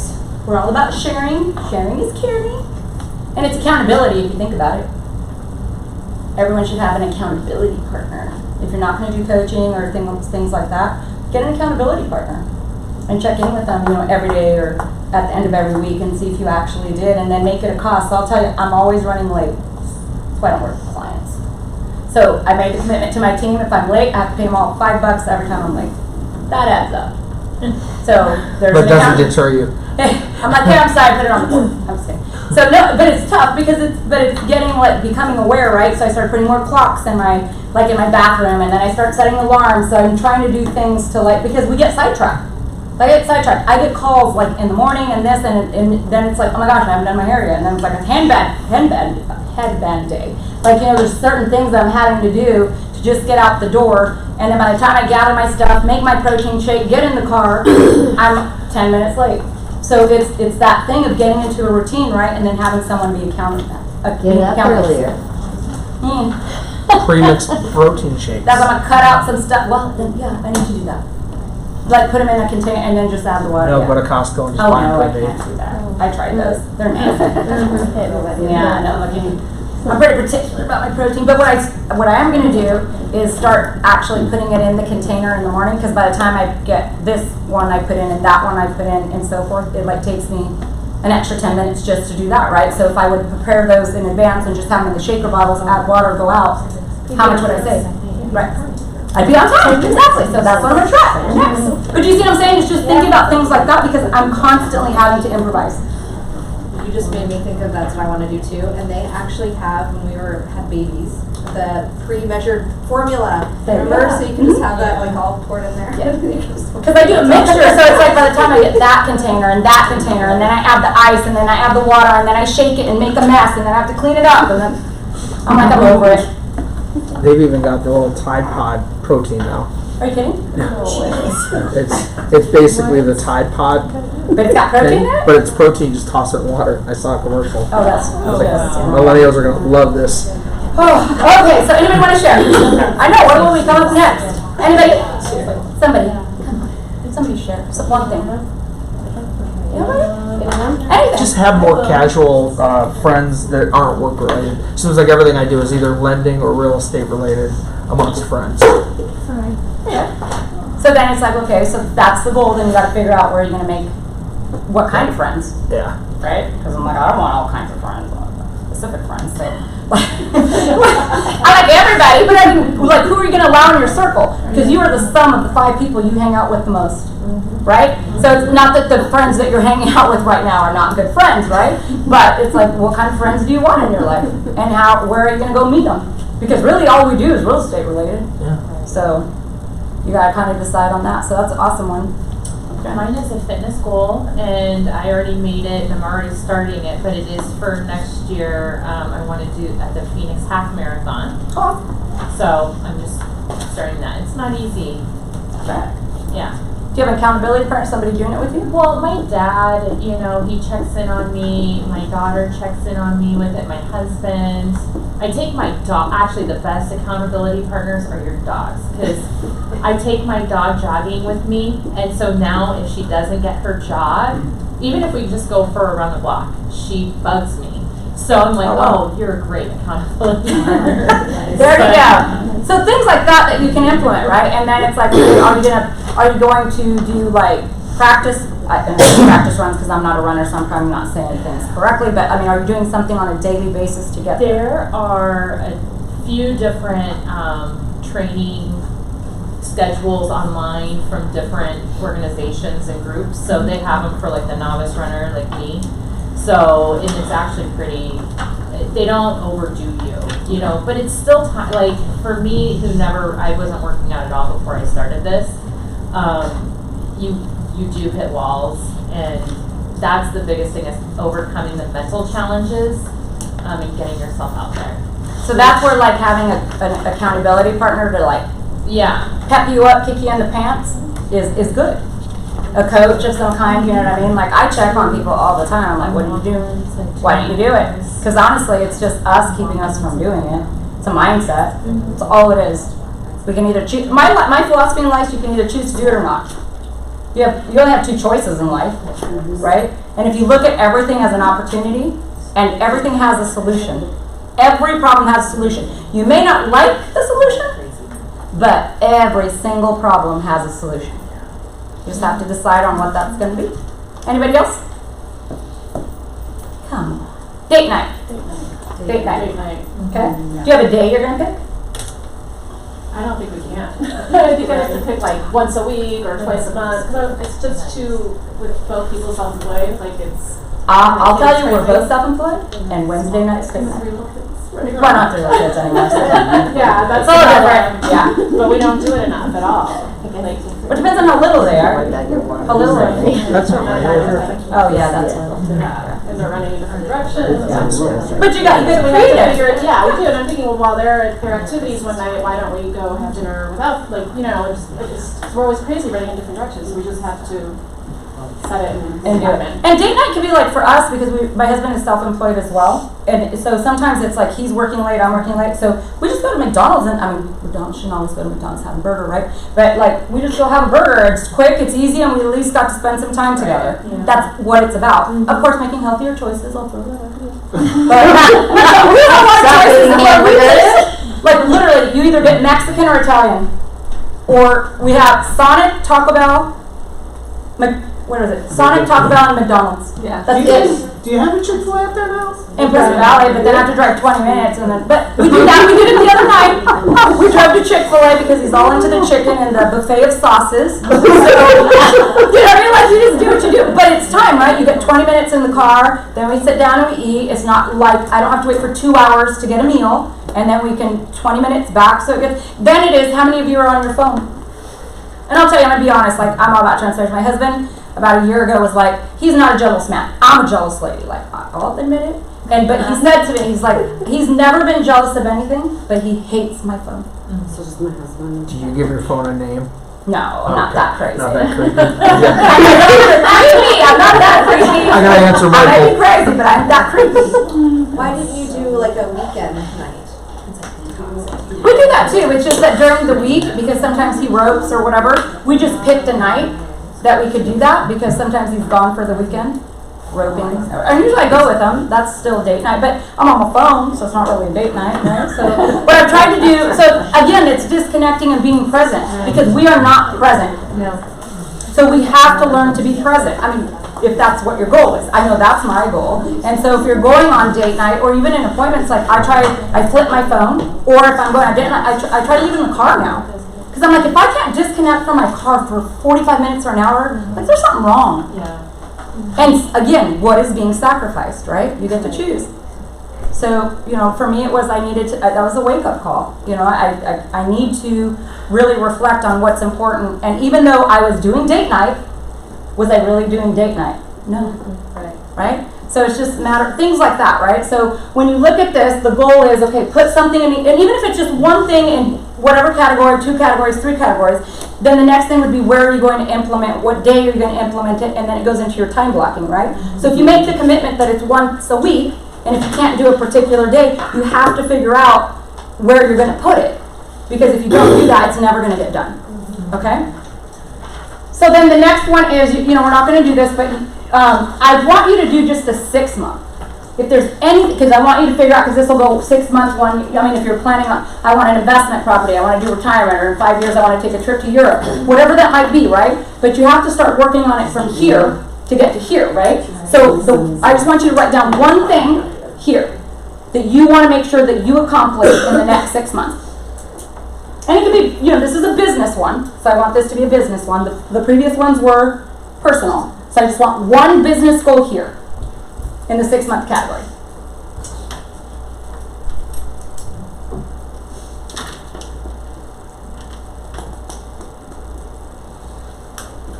Okay, anybody want to share? Take 4 more listings. In 6 months? Okay, awesome. My branding done and website actually generating. In 6 months, okay. Good goal. Yeah. Anybody else? Flip a property. Okay, good goal, good goal. So then when you look at those, right, what do you have to do to implement those? Right? What do you have to do to flip? What do you have to do to get your website to lead gen? Right? So you have to start looking at those little goals and then adding checklists to those goals. What do you have to do first? What do you have to do second? What do you have to do third? But you have to figure that out. And that's the problem, is that we just go through and we're just winging it. And we never just really actually strategize and hone in on what it is that we need to do. Okay? Now this other thing, this is just for you to kind of look at if you're having struggles with a goal, why you're doing it. Excuses for failure, because how many of us have an excuse for everything we don't do? We all do.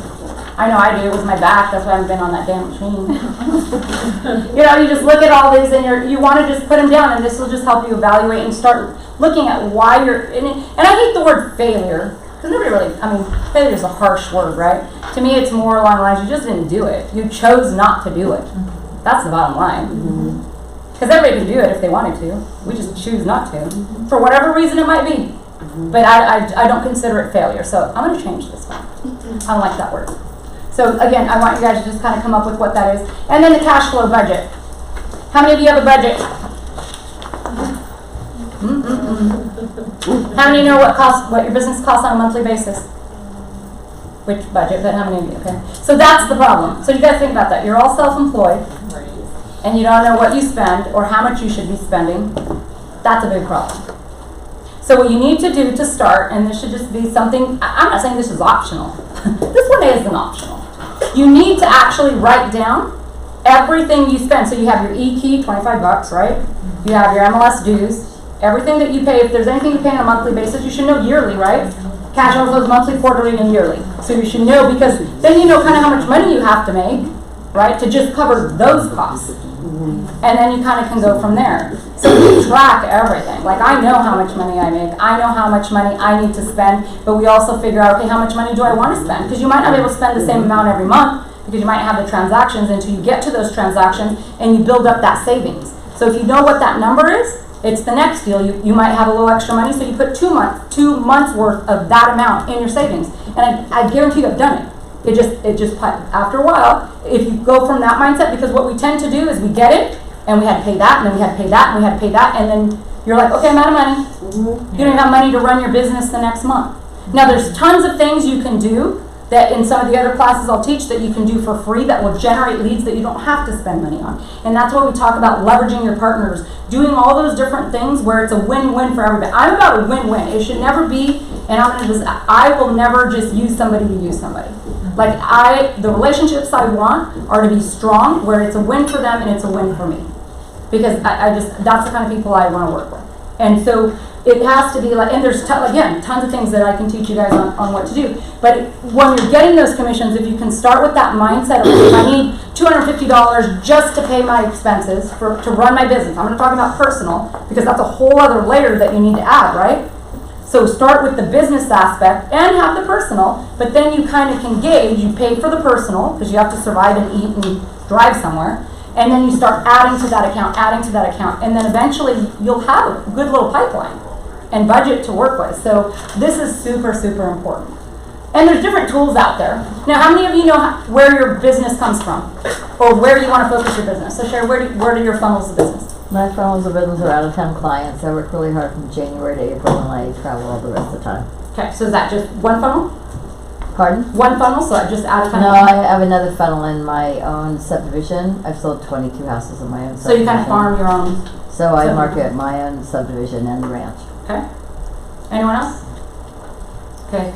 Again, so Mine's I'm a retired officer, so I just go to the departments I work at, advertise there, and then just do open houses in different areas. And so your sphere of influence, open houses? I'm more of a social person, so I'd rather do that than be on the phone. Although I do spend 4 hours a week still on the phone, just because I like to have extra work. So do you just call, like cold calling? Off sync, my colleagues. Off sync, okay. So, yeah, or Zillow. And now is Sync your lead gen? Zillow is. Zillow, okay. Yeah. So Zillow, Yeah. it's your sphere of influence, Yep. and then open houses. Yeah. So there's your 3. Yeah, Okay. so I focus more on the open houses and then the sphere of influence. So. Okay. Now, do you have a process and a procedure for each and every one of those? Yes, I do. I have it on a whole system type set up with it, so I can check in on myself and make sure I'm doing everything, and most of the time I'm always missing a little bit of something in it. And everything's customizable, it's just you gotta start somewhere, right? Yeah. You can start with the basics and then build it from there, right? So what I want you guys to think about is in these 4 categories, at least if you don't, I actually, if you know your 4, write them down real quick. If you don't, at least I want you to think of 1. So it's Facebook, sphere, open house, like Facebook ads, like where are you getting your business? Your sphere of influence should be like number 1. Everybody should have one.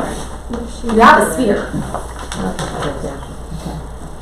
Let's go do this.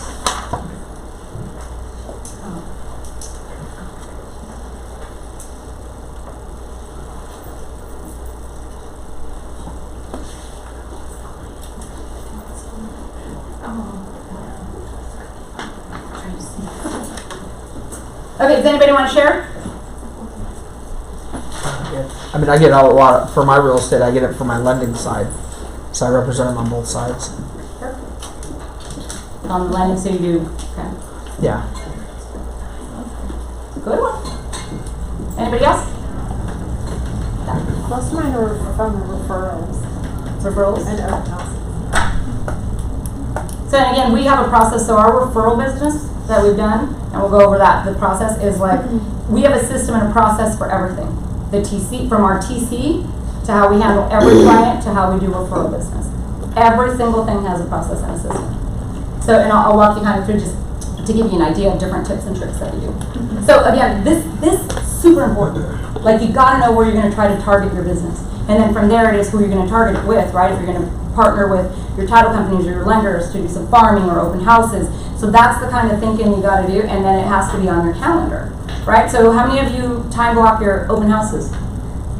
So we sit at the end of every month, the last week of the month, and I have my team put in, that's why all of this is important, like your family goals, all of those things are important. So we sit down and it's like, okay, for us, it's put in all your appointments, because you have doctor's appointments, you have all these kind of things that you might be able to move, but honestly, you can't tell the doctor, hey, I can't come then, I need to come at 7, right? So you put all of those in, and then you put in all the business, anything that you do consistently. So your time blocking should be put in. Like what days are you gonna do that? If you know your date night, a specific date night, that's what should go in. If you know you're practicing and every day you need to go run and you want to be off by 4:30, that needs to be in your calendar. And then on top of that, you should color coordinate it. So for me, anything pink is personal. Anything green is business related. Anything yellow is like education. Like if I have any kind of appointment for real estate is yellow. So I start like everything is color coordinated. So that when I look at my calendar, I know just by color, I know that's a personal appointment. I know that's a listing or meeting with a client, or I'm going to take a class. It's super, super easy. And so we write it down first, so we get a full calendar, we can see all 30 days, and we write it all in, so you can see it at a glance, and then we transfer it to our Google Calendar online. So then everything, I only have my phone. Like, that's all I need to do my entire business. And when I say my entire business, I mean my entire business. That's from doing documents to my transaction coordinator to accessing my docs to my calendar. Everything is on my phone. It's like a little mini computer. So you can get to that point, but getting all these in place and then putting it on. So the open houses, like they all pick what days they're going to do open houses, because our branding and our marketing, starts on a specific day. So if you're going to do circle prospecting one day, if you're going to door knock one day, that all has to start strategically on a specific date every single time. If you're going to do it on a Saturday, we start on Wednesday. So Wednesday we start, making our calls, sending out the marketing, and then we do something strategic every day until the open house. And then from then is the follow-up, and then you do the next week, and it's the same process every single week. If you're going to do one a week, right? Maybe you can only do 2 a week. Maybe you can only do 1 a week, a month. Then it's just what process are you doing when you do that, right? And they have great open house class coming up. So if you're struggling with open houses, like everybody does them differently. And again, you just have to take. So when they say you have to do it this way, again, it's up to you how you do it. I'm always going to say that. You could start with the process, but then make it unique to you that works for you, because if they're telling you to do this, this, and this, and you're uncomfortable with it, you're not going to do it. So you have to come up with the technique of what works for you, and then it's easy to sell when somebody walks in the door. Okay, so then this is the one we're going to spend a few minutes on, because this is like important. So how many of you know how much money you want to make? How many transactions it takes to make it, what you have to do, how many leads you need? Well, everybody's a lead. There's always like a misconception, like everyone's a lead, right? Certain people are prospects. That's somebody who's interested in purchasing a home, right? So you have to figure out how many prospects do you need to be able to make the money that you want to make. So how many of you know how much money you want to make next year? Okay, so that's what I want you to think about. How much money do you want to make? Then it's like, I know in Prescott, our median home price is around $280, average across the board. Prescott's a little higher, but if we were to average it, because we do business, it's like a tri-city area, so it's like Prescott, Prescott Valley, Chino Valley, Paulding, Dewey, etc. When we go across the board, ours is around $280. So what's the average median price across the board? Now, some of you may have higher median prices because you work a higher luxury market, right? So the average median isn't relevant because you statistically do a higher amount. So use that amount, but don't use, say you did one transaction for $500,000 and that's what you want to use. It doesn't work, right? Because you have to figure out what that is. Does anybody know what the median is? About 300. 300? Okay, so let's just use 300. So I want you guys to start at the top, and I want you to put your median house price right there, in that section. Right up in the, where it says median house price. Then the next section is commission. So if you have a team, I did add categories to this because some people have team split. Somebody, like we pay for a transaction coordinator, then you have your MHG fees. So you want to kind of calculate, because if you calculate it on the top number, I want you to calculate on the bottom what your actual commission is after you've paid everything out, right? So if you look at what are your commissions, so I mean, and I'll tell you, we get buyer brokers, so we don't care what anybody else offers. I care what I charge. And that misconception of us telling our clients forever that the seller pays the commission is completely inaccurate. Yeah. The buyer pays the commission. The buyer's the one that's hiring us. The commission is offset by what the seller is paying. I get to choose what I charge. I charge 3%. We have a buyer broker, but we can sell it all day long. We have people bring money to the table, checks. Because I gave them my value proposition, I told them what I charge, and they have to choose to sign an agreement to work with them. I'm not just going to go show houses. We never show houses unless someone's pre-qualified. And if you get into a routine of doing things, it's super easy. How many of you guys use buyer brokers? Okay, everybody should be using buyer brokers. And if you haven't taken a buyer broker class and it's hard, John does a phenomenal buyer broker class. I've taken his class I don't know how many times. Because there's always something new I learn, or how to present it, how to talk about it. And then there's tons of scripts. Like I have one, if you guys want to write it down and email me, I have one I just found the other day that was kind of cool to kind of present the buyer broker. And you have to just come up with your own way of presenting it, right? Because not all of us are going to present it the same. The information is the same, right? But you got to figure out your technique on how to sell, how somebody, because they have to make a commitment to work with you. They're paying you, right? So what we have people that when we go show houses, we give them the MLS printout, and then they ask us as we're walking, how much does this one pay? Because they get to decide whether or not they want to buy the house, right? Based off how much they're going to have to pay me. They have to take that into consideration. They hired me. So I'm like 2.5%, 2%. Okay, I have to come up with the other one. But then you give them their options. How many of you guys negotiated into your transaction? We do. So we explain to them, these are your choices. You can either bring money to the table to get that amount for me, or we can write it into a seller concession. We use John's clause, and it can cover the difference. But they get to choose, because somebody could decide not to pay that.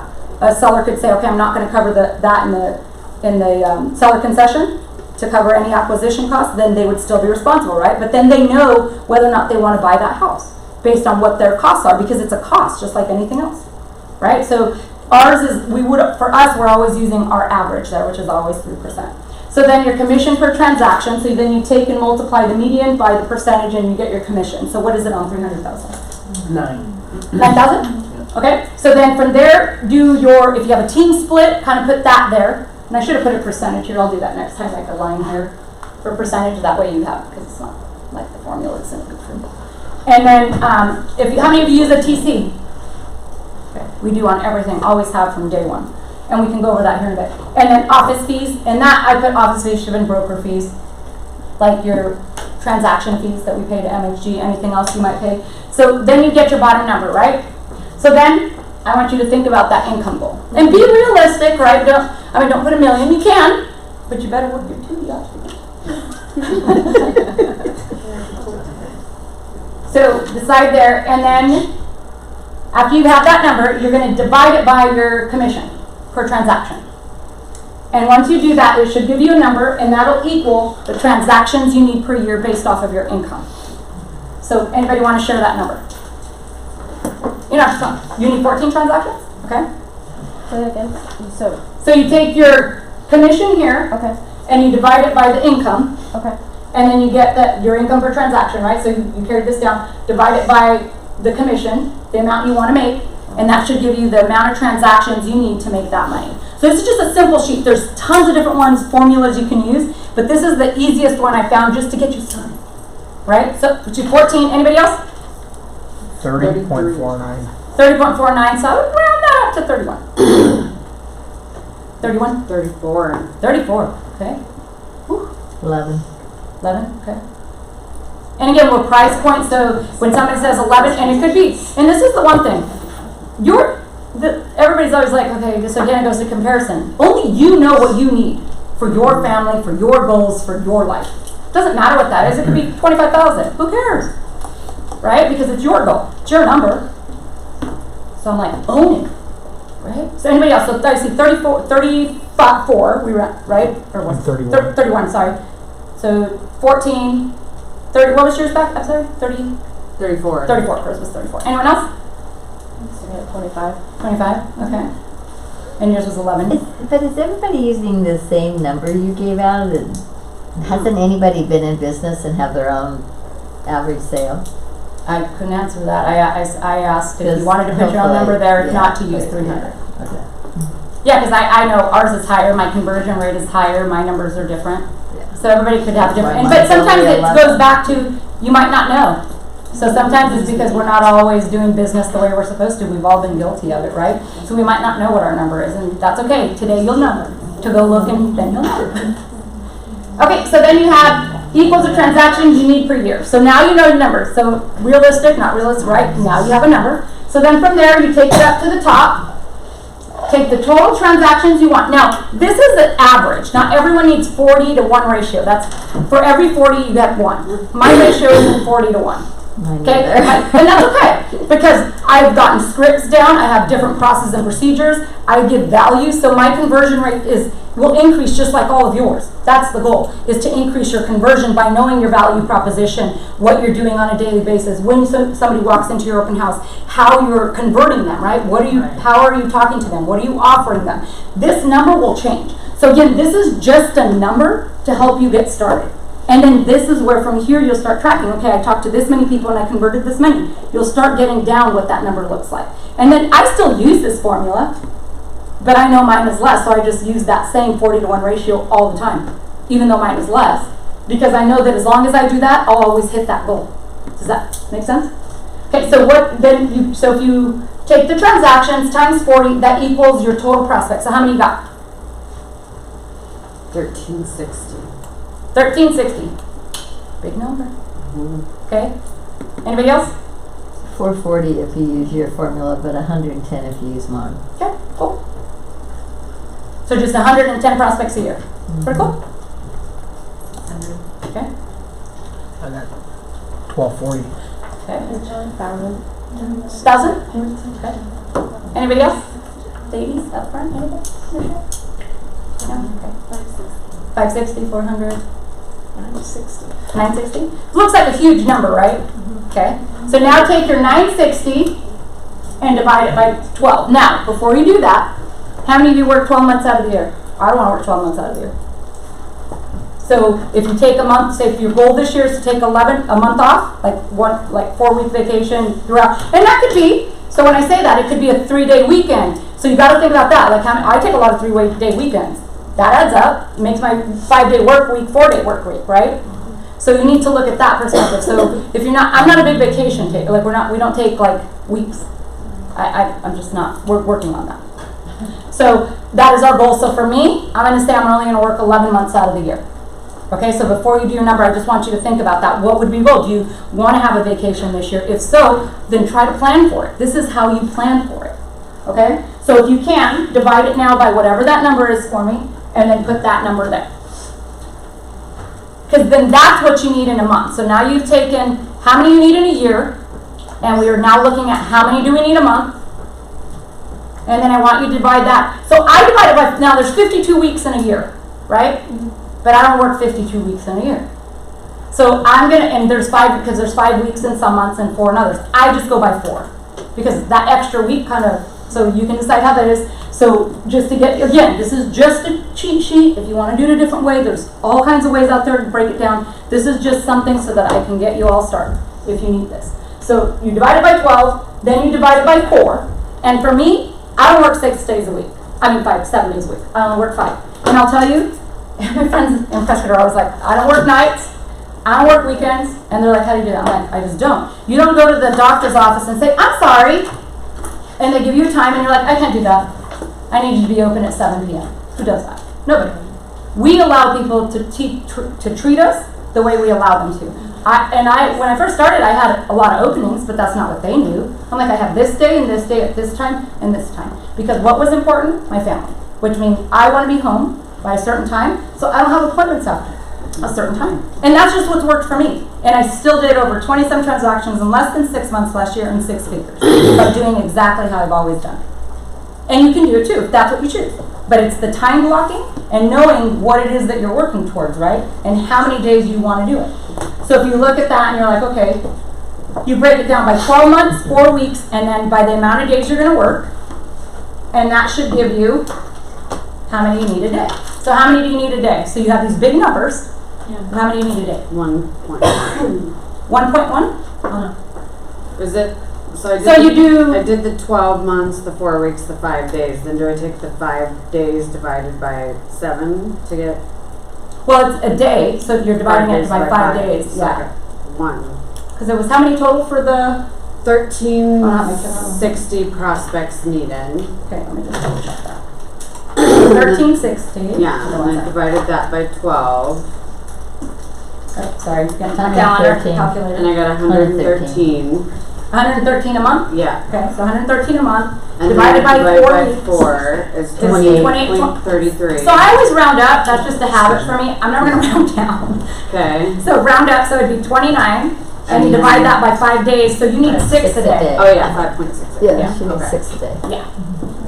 So always round up. Yeah. If you want to round down, I guess that's your choice, but even if it's 5.1, I still round up because I'm like, that's closer to 6. Yeah. It's still like, if I want that number, it's closer to 6. So yours is 6 a day. Okay? Anybody else? I'm sorry, how many? 2? 2, 8 a day? 5, 2, 3, 3, 8, 8, 3, 3, that's 4. 4. Okay, so Is a prospect a lead or is a prospect? so lead. So if you look at online, like what everybody defines as a lead is anybody you know. Everybody's a lead. A prospect is someone who has had interest or said they're interested in purchasing a home. And So for me, and then there's the conversion side, like how are you getting pre-qualified? There's like levels, right? But really, to me, everyone is a prospect as soon as I have either an email, a phone, and a name. Because if I have an email, I'm still going to hunt you down. We have all kinds of systems. Like we go to Facebook, we find you on Instant Messenger. Like I'm gonna find you. Yeah, find you. Like there's tons of ways to capture that person and like converse with them and engage them. That's what you have to figure out is what are you going to do on a daily basis to get those 6, 5, 4, 3, 2s. So it is to like, because if it's a prospect is a little more like they're interested in buying now and this and that and I know them and I'm in with them, then my conversion would be way less than 40 to 1. Correct. So you're basically saying if I need to reach out and get info for like 8 people in the day, basically, and put them in my funnel. Correct. Okay, gotcha. Because those equal the total amount that you're going to need to equal that amount of money you want to make. And so that can change. Like I said, it'll change based off of how well you get at converting, right? Yeah. And how well you get them into getting pre-qualified and all those different things that you're doing. Okay. And but the goal would be is those people may be 3 months, like a month out, 3 months out, 6 months out, a year out. But if you're constantly putting 8 people in your system a day, imagine. Actually, right. So then the key here is what are you doing on a daily basis? What systems, what are you doing to get 2, 3, 4, 6, 8? Right? So what are you doing? Open house. Because like if you have a couple open houses during a week, and they're, active open houses, which doesn't always happen. I mean, you could get, 16, but maybe not everybody's name and numbers, but you'll get a few that way. And then I do, what do you, like for sphere of influence, I call 5 a day. Okay. But that's, already. and Is you've that added those, but not you already have the new? contacts, so we don't always put those this in is all there. new. Because these are new. You already have your sphere. It's 8 new ones a day. Right. But Or prospect someone who's interested, right? So it could be referrals from your sphere of influence, Absolutely. I think should count for that. So, I mean, I don't know, but yeah. So if you're calling your sphere of influence and you get a new contact, absolutely. Okay. But then they have to show interest because, first of all, somebody said they may be interested, but are they interested? They didn't actually engage you. So everything that we do, every person that we call, we don't do cold calling. Every person that we call is because they've requested something from us. Okay. They have an interest in either looking at a property, open house, something we marketed. Every single person has requested something from us. So the In our trick case. is, how do you get those people without buying leads? I mean, to create your own leads. Nikki, There would you go. like to share? Just that one that experience, because she just started the system that I shared with her, and I was like, okay, you need to do. I've been on her for like a while. I'm like, you got to do this. Like, just try. She's like, what did you do? What did you do? Did you call them? I used listing to leads, and I was just kind of playing around with it one day, and I had a nice open house set up for the weekend, and I decided to go ahead and finally use this listing to leads program. And I went and I did on my Facebook page, my business page, but then I went into groups, which I haven't done probably in a year, and just started posting in the random Facebook groups, listing the leads for open house. And my phone did not stop the whole weekend. Oh, that's awesome. And I got 60 leads from that weekend, and then I think it was the following weekend. I did not in as many, but I did it again. Not in as many Facebook groups, just a couple, and I got like 30 more. So I have like 98 leads now. Wow. That all clicked on this open house posting, and I didn't have it. I just had it set that they could go in with continue with Facebook. So I got info on everybody. There's a handful of people I knew, maybe 10 people I knew, and the rest. So there's like 90 good leads. But they still had an interest They because had an interest. they registered. They registered. I got their information. It's an app. It's a system. It's I'm going to be It's teaching I on it didn't on the pay. 21st in Okay. Westgate. I didn't pay for anything for. So this is how just we a post. don't spend like tons of money on any of our stuff. Because we use specific systems to generate that Facebook groups. And if anybody, like, we started that with, like, I originally started coaching with, like, Joshua Smith. If you guys don't follow Joshua Smith, you should. He's, like, awesome at open houses. I started with some of his training. That was some of the stuff he taught us, is you need to join. So one of the things you guys need to do, make it as your goal, join, what is it, Kat? There's a limit because they'll start spamming you. Like, you join maybe 7 or 5 a day. Yeah, I've been down to 6 because I was doing 10 a day and they're like. Posting or joining? Spam. Both. Both. So you gotta watch it. So I would say just do 5. Put on your list to join 5 Facebook groups a day. And when I say Facebook groups, it's not just local. So you guys gotta think about this. Where's Facebook? Everywhere. Where are people coming from? Do you know where people are coming from? Exactly. I have hundreds of Facebook groups around the country. You join 5 new Facebook groups a day? A day. And then what do you do? So the system that we use, you post in there. So we'll get back to that because we want to stay on track time-wise. Okay. But, so write these questions down. Okay. But I wanted her to share because when you ask, like, okay?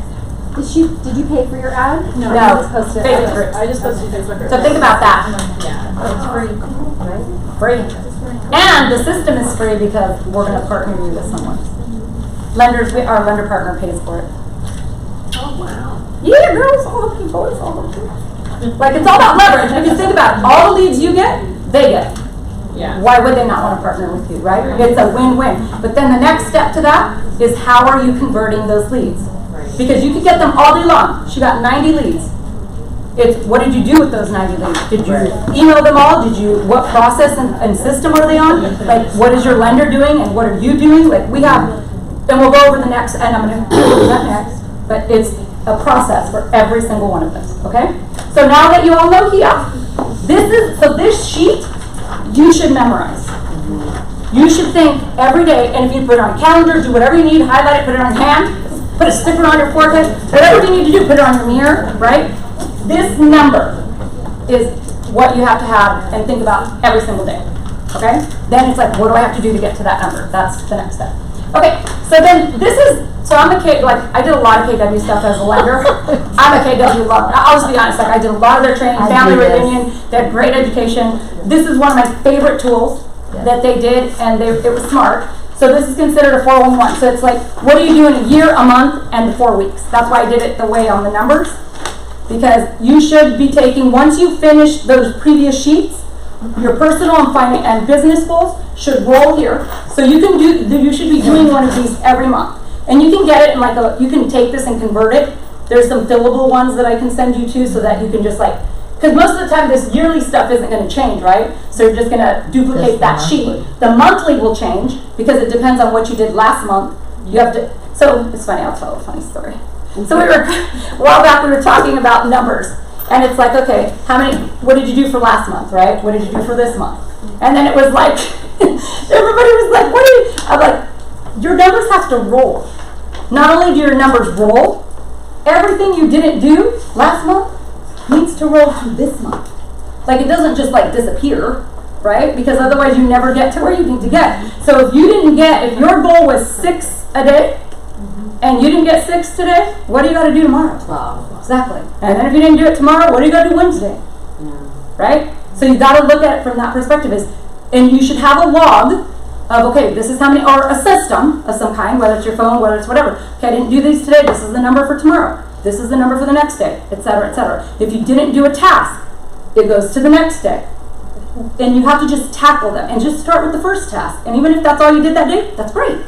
Then do it the next day, right? So it's just about doing those micro commitments. Then from there, it's what are you going to do every week, right? So that's why doing the calendar, right? Doing your calendar at the end of the month and saying, okay, I'm going to do an open house on the 1st, on the 15th, and on the 21st, whatever it might be.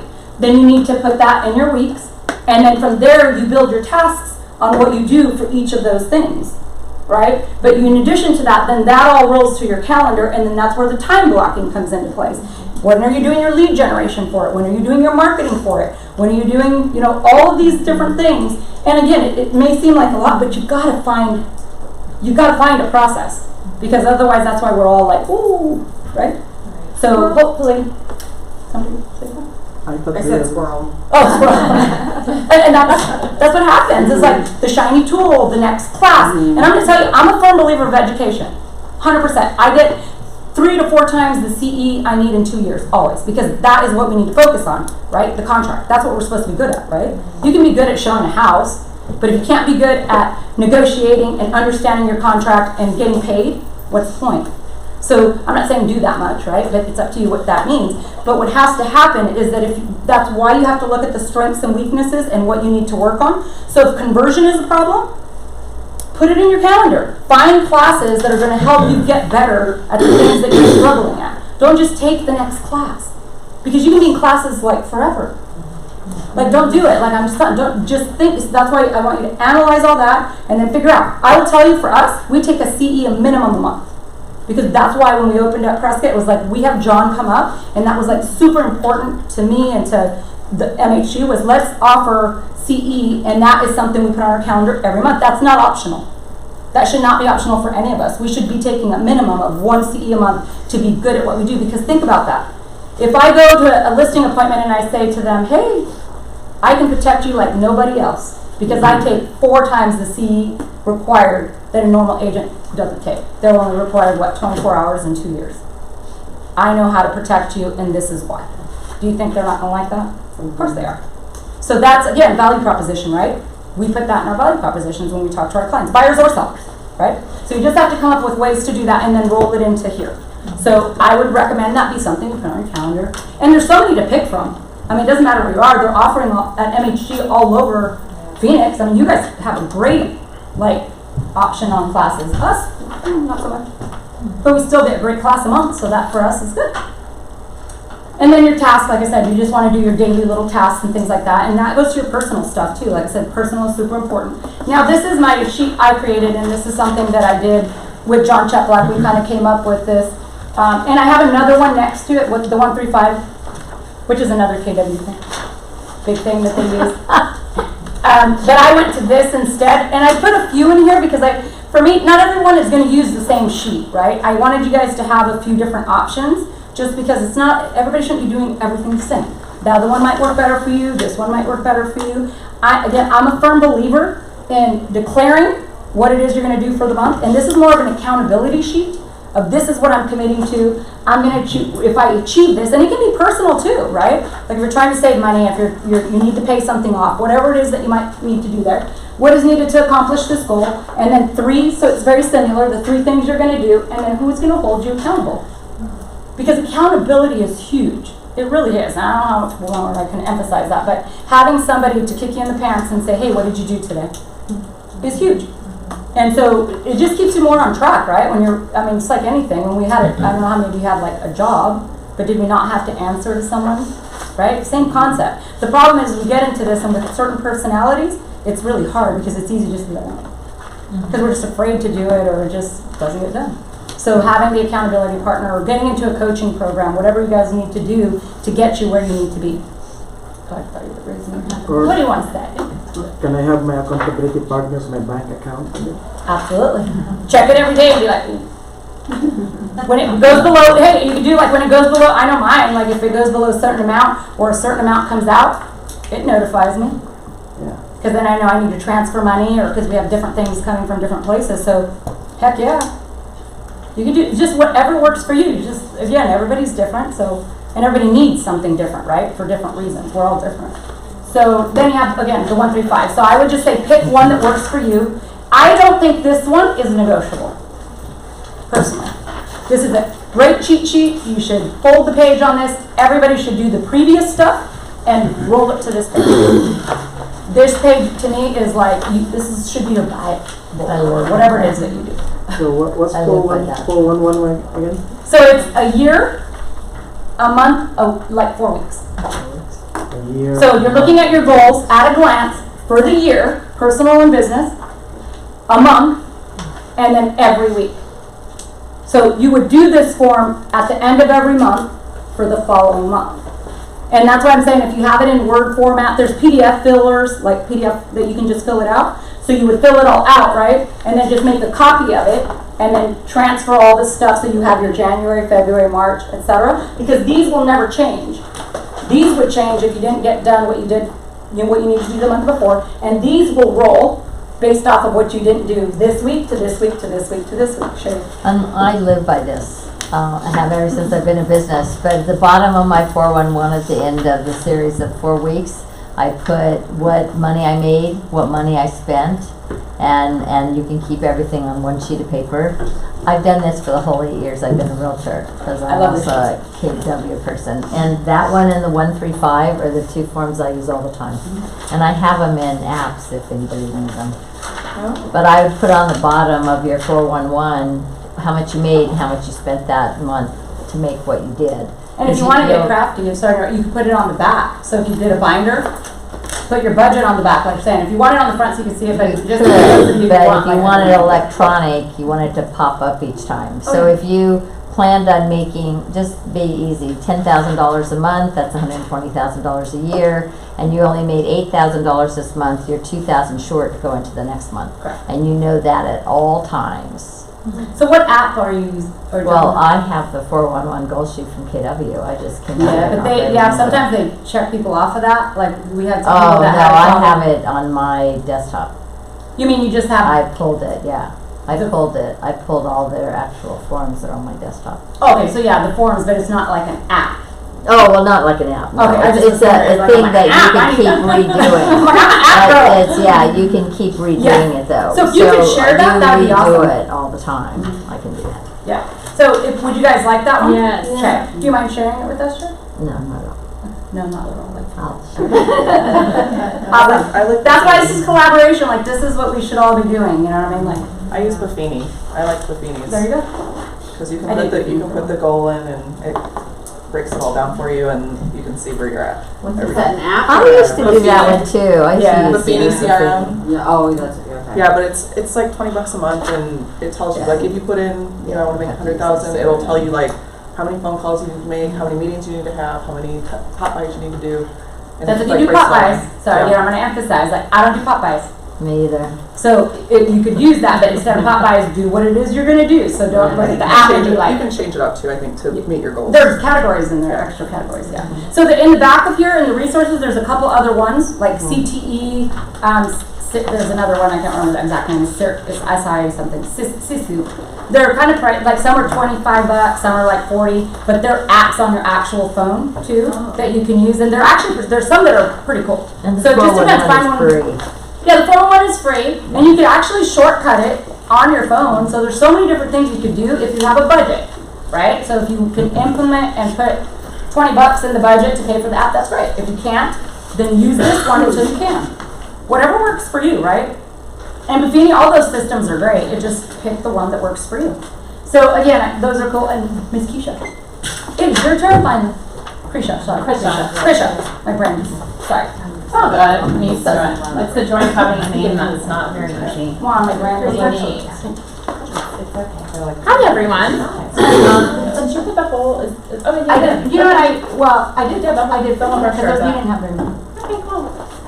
Okay, so I am Krisha and I am with Super Home Warranty. I actually have hard copies of this brochure back with me. I know a lot of you already have it. People, you have just the front page. But for those of you who don't already use us, I figured I would just kind of go over some home warranty information. So home warranty isn't the most sexy subject to talk about, but it's actually the most complained about industry in real estate. So there are a lot of things that make Super different than everyone else, and that's really what we're here to change.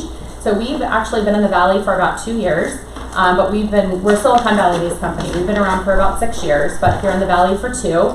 And because home warranty is the #1 most complained about industry, that's really what sets us apart is all the things that we do differently than everyone else. So just a few things, and I mean, I don't know that I want to click through the brochure because you guys are going to have a hard time reading it anyways. Well, first of all, it's very pretty. I'll tell you that.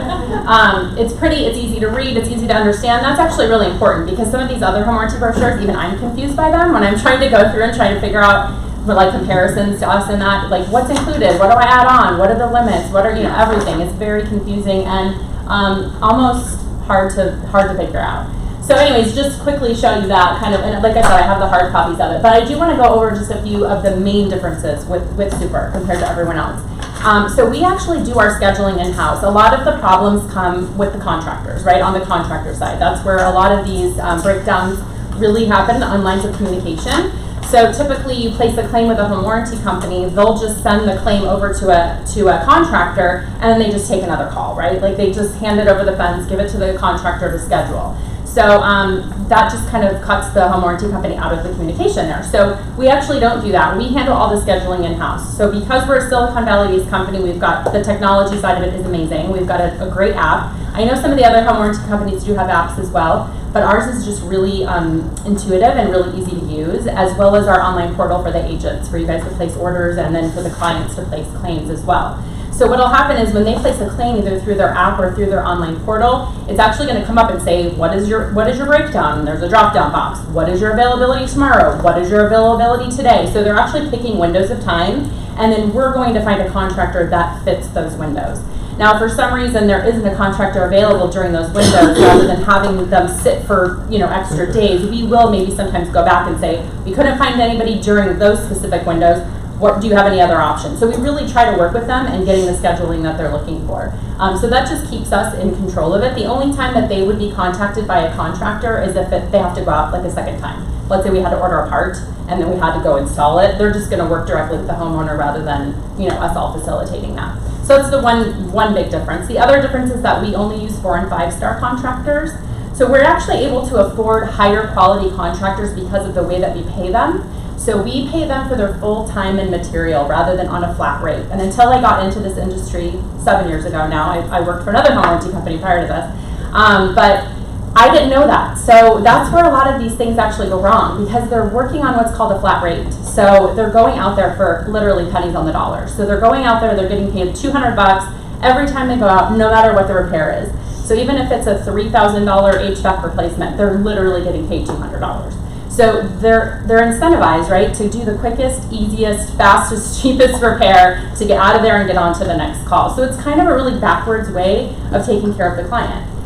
We don't do it that way. We actually pay them for their full time and material. So whatever the claim is, whatever the cost is, that's what we're paying. Now we're obviously getting a little bit of discount, right, because we're volume, but we're not paying them on a flat rate, though. We are paying them for their full time and material. So that really does make a big difference on the experience for the customer. The other thing is there's a lot of fraud in home warranty as well. So contractor goes out, it's July, the homeowner's hot and miserable and not happy, and they're like, oh, sorry, the home warranty company isn't going to cover that, but if you write us a check, we'll do it right now. And the homeowner's just desperate, and they write the check, and then they move on, right? So that is actually fraud. There's a lot of fraud that goes on. They'll say the home warranty company isn't going to cover it, or they'll jack up the price, or they'll do whatever. There's just no control over it at all, and we actually don't allow that. We don't allow our contractors to take any payments. So we facilitate, again, all of that as well. So we really, I guess we're control freaks, actually, if you think about it. We like to just have our hands in all of it to make sure that it goes as smoothly as possible. Now, nobody calls us when they're happy. So they're all usually something's broken, something's flooding, something's not working, whatever. So there are a lot of moving parts when it comes to home warranty. So I always ask agents, understand that, there's us, there's the contractor, there's the homeowner, there's the realtor, there's a lot of people involved. So there are a lot of things that can go wrong. We really do want to try to make it to where that doesn't happen. Because if it does, most of the time they're calling you. And they're like, you guys recommended this home warranty company, blah, blah, blah, blah. But that's not stuff that you guys can control. But that's why you have us, me, and then we've got 2 other reps in the valley too, depending on which office you're out of, to help facilitate if there ever is an escalation or anything weird that may happen. That's really what, a lot of times there's 2 sides to it, right? There's a miscommunication somewhere or whatever, and we can usually get it handled no problem. We do offer free seller's coverage as well, so if you have listings, there's no reason not to put a free seller's policy on it. It's just we want it to convert to a buyer plan. It's up to $10,000 worth of coverage, literally for free, as long as it converts to a buyer plan. So if it doesn't for some reason convert, then the seller just pays for the warranty or the repair, whatever's less. So like the worst case is they're paying for a warranty and they'll actually get the warranty, and then they'll move on. They don't have to have the plan if they don't want to. But that's just because we can't do free repairs and then never have a policy. We wouldn't stay in business. But the agents that use the listing coverage love it. It's free. There's just no reason not to do it. And then we just ask that it moves on to a buyer policy from there.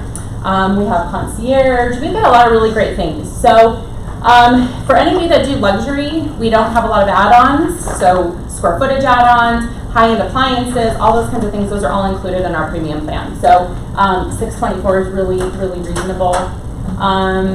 Maintenance, so we do tune-ups, we do HVAC tune-ups twice a year, we do rekey's as well. So if you're closing on a home and you want a $75 service call fee, and it will rekey the home. So a lot of times agents will pre-order that prior to the closing, and they'll rekey up to six locks, and you'll get 4 keys for the 75. And then anything over that, they'll just pay the contractor. On that, they'll be able to pay the contractor because it's just a rekey. Yes? Can I ask a question? Yeah. So how are you dealing with the HVAC changes? Yeah, that's a good question. Yeah, so you guys all aware of all the Puron, Freon things that are happening, or that's been going on for a long time. So any homes that have been built probably in the last like 7 to 8 years have the new Puron systems on them, all the new builds. And if you've had a system replaced, it'll have a new Puron. So the EPA is mandating the phase out of Freon. So Freon's obviously getting more expensive. Parts are going to become less and less available, and all this. So we actually have an add-on. So it's $150 for our Puron upgrade. So what that will do is, so if you have a part that goes bad, it's if you have a Freon system, and we have to come out and replace the unit. We're not replacing it with Freon, right? It's going to get replaced with Puron. So by having the $150 add-on, it's going to cover any out-of-pocket expenses associated with converting it from the Freon to the Puron, which could be a couple $1,000s, because you have to replace other parts that aren't necessarily broken in order to get it all to work together. So by having that, it doesn't matter how many units it has. If it's got 5 units on it, it's still $150. So I always recommend for agents that have older homes, or ones that it's like, okay, it's working, but you know, it's a little shaky, whatever. I would just add it on, because it'll just eliminate any out-of-pockets for them. So that's how we're handling it. Most of the other ones will either not cover it, or they offer an option as well. I know. Do you ever replace the units? Yeah. Oh yeah. We'll replace. Oh gosh, yeah. We'll totally. If you have a Freon system and you just need a part replaced and we can get it, we're going to replace it. We're going to fix it. You know, we're not going to replace the whole system. But if we either can't get the part, or the system needs to be replaced, or it just doesn't make financial sense to continue to fix it, then we'll do the replacement, and we would replace it with the Puron. So yeah. Any other questions? What can you explain a little bit more on seller's coverage? Like, what is that? So it's up to $10,000 in repair or replacement for all the major systems. So we just won't do like pool or guest house or any of the add-on type items. All your appliances, HVAC, plumbing, water heater, all that good stuff. All the main components are going to be covered for the listing coverage. You literally are just going to go online, put in 3 pieces of information, and it has seller's coverage on it. It's very, very simple to do. And then what I always tell agents to do is to just put it in the realtor remarks that it already has a super home warranty on it, so that when the buyer's agent writes the contract, they'll write super, for their buyer. So there's not even a negotiation issue. If we've done repairs for your seller during that listing period, and you get an offer in and they're asking for another home warranty company, it would then make sense probably for your seller to counter, or to, because otherwise they're going to be paying for 2 home warranties, right? Ours and whatever one the buyer wants. Yeah. So, but like I said, most of the time, if you've got it in the realtor remarks that it already has super on it, it's a non-issue. I mean, we've sold it this way for a while. It's been really successful. It's just, that's why there's not a lot to talk about with it, because it's free, and it's free, and it's free. So if you guys can write down, because we're kind of short on time and I want to start the panel. If you don't mind just writing all your questions down, and then during the panel we'll answer all of them. Sorry. No, it's okay. I just want to make sure that we stay on so you guys can get through all the material. And I'll email you guys a PDF of the brochure, but I do have a hard copy as well. So, okay. Is that the last slide? I mean, because it's so tiny, I just hit the main points that no, it's not your fault. It's a brochure, so I've got hard copies of it. Open it, it's bigger. Yeah, I know. It's the first time I've used this one, so I'm like, oh, no, it's all good. Perfect, thank you guys. Thanks for the show. Yeah. Okay. So again, guys, write your questions down, because I want to just make sure that we're flowing, and I want to just kind of go through this next section for you all, and then we'll get all of your questions answered. So lead generation and prospecting. So we kind of touched on this, so I'm not going to spend a whole lot of time, because we talked about what you need to do to lead generate, how many prospects you need, what you need to do to prospect, right? So we talked about really focusing on how that works, and then coming up with a conversion funnel. So it's leads, contact, appointment and nurture, buyer listing contract, and then closing. What is that? The Holy Grail, right? Mm-hmm. Closing is the Holy Grail. So again, it's you got to figure out where you're getting these, and then the next step, and the next step, and so the real next focus, if you can figure out where to get them. So 90 leads, right? figured out where to get them. Then it's like, okay, when you get them, what's next? Right? It's your conversion and your nurturing. So this is where the next focus needs to be, and that's in your process. What systems are you using?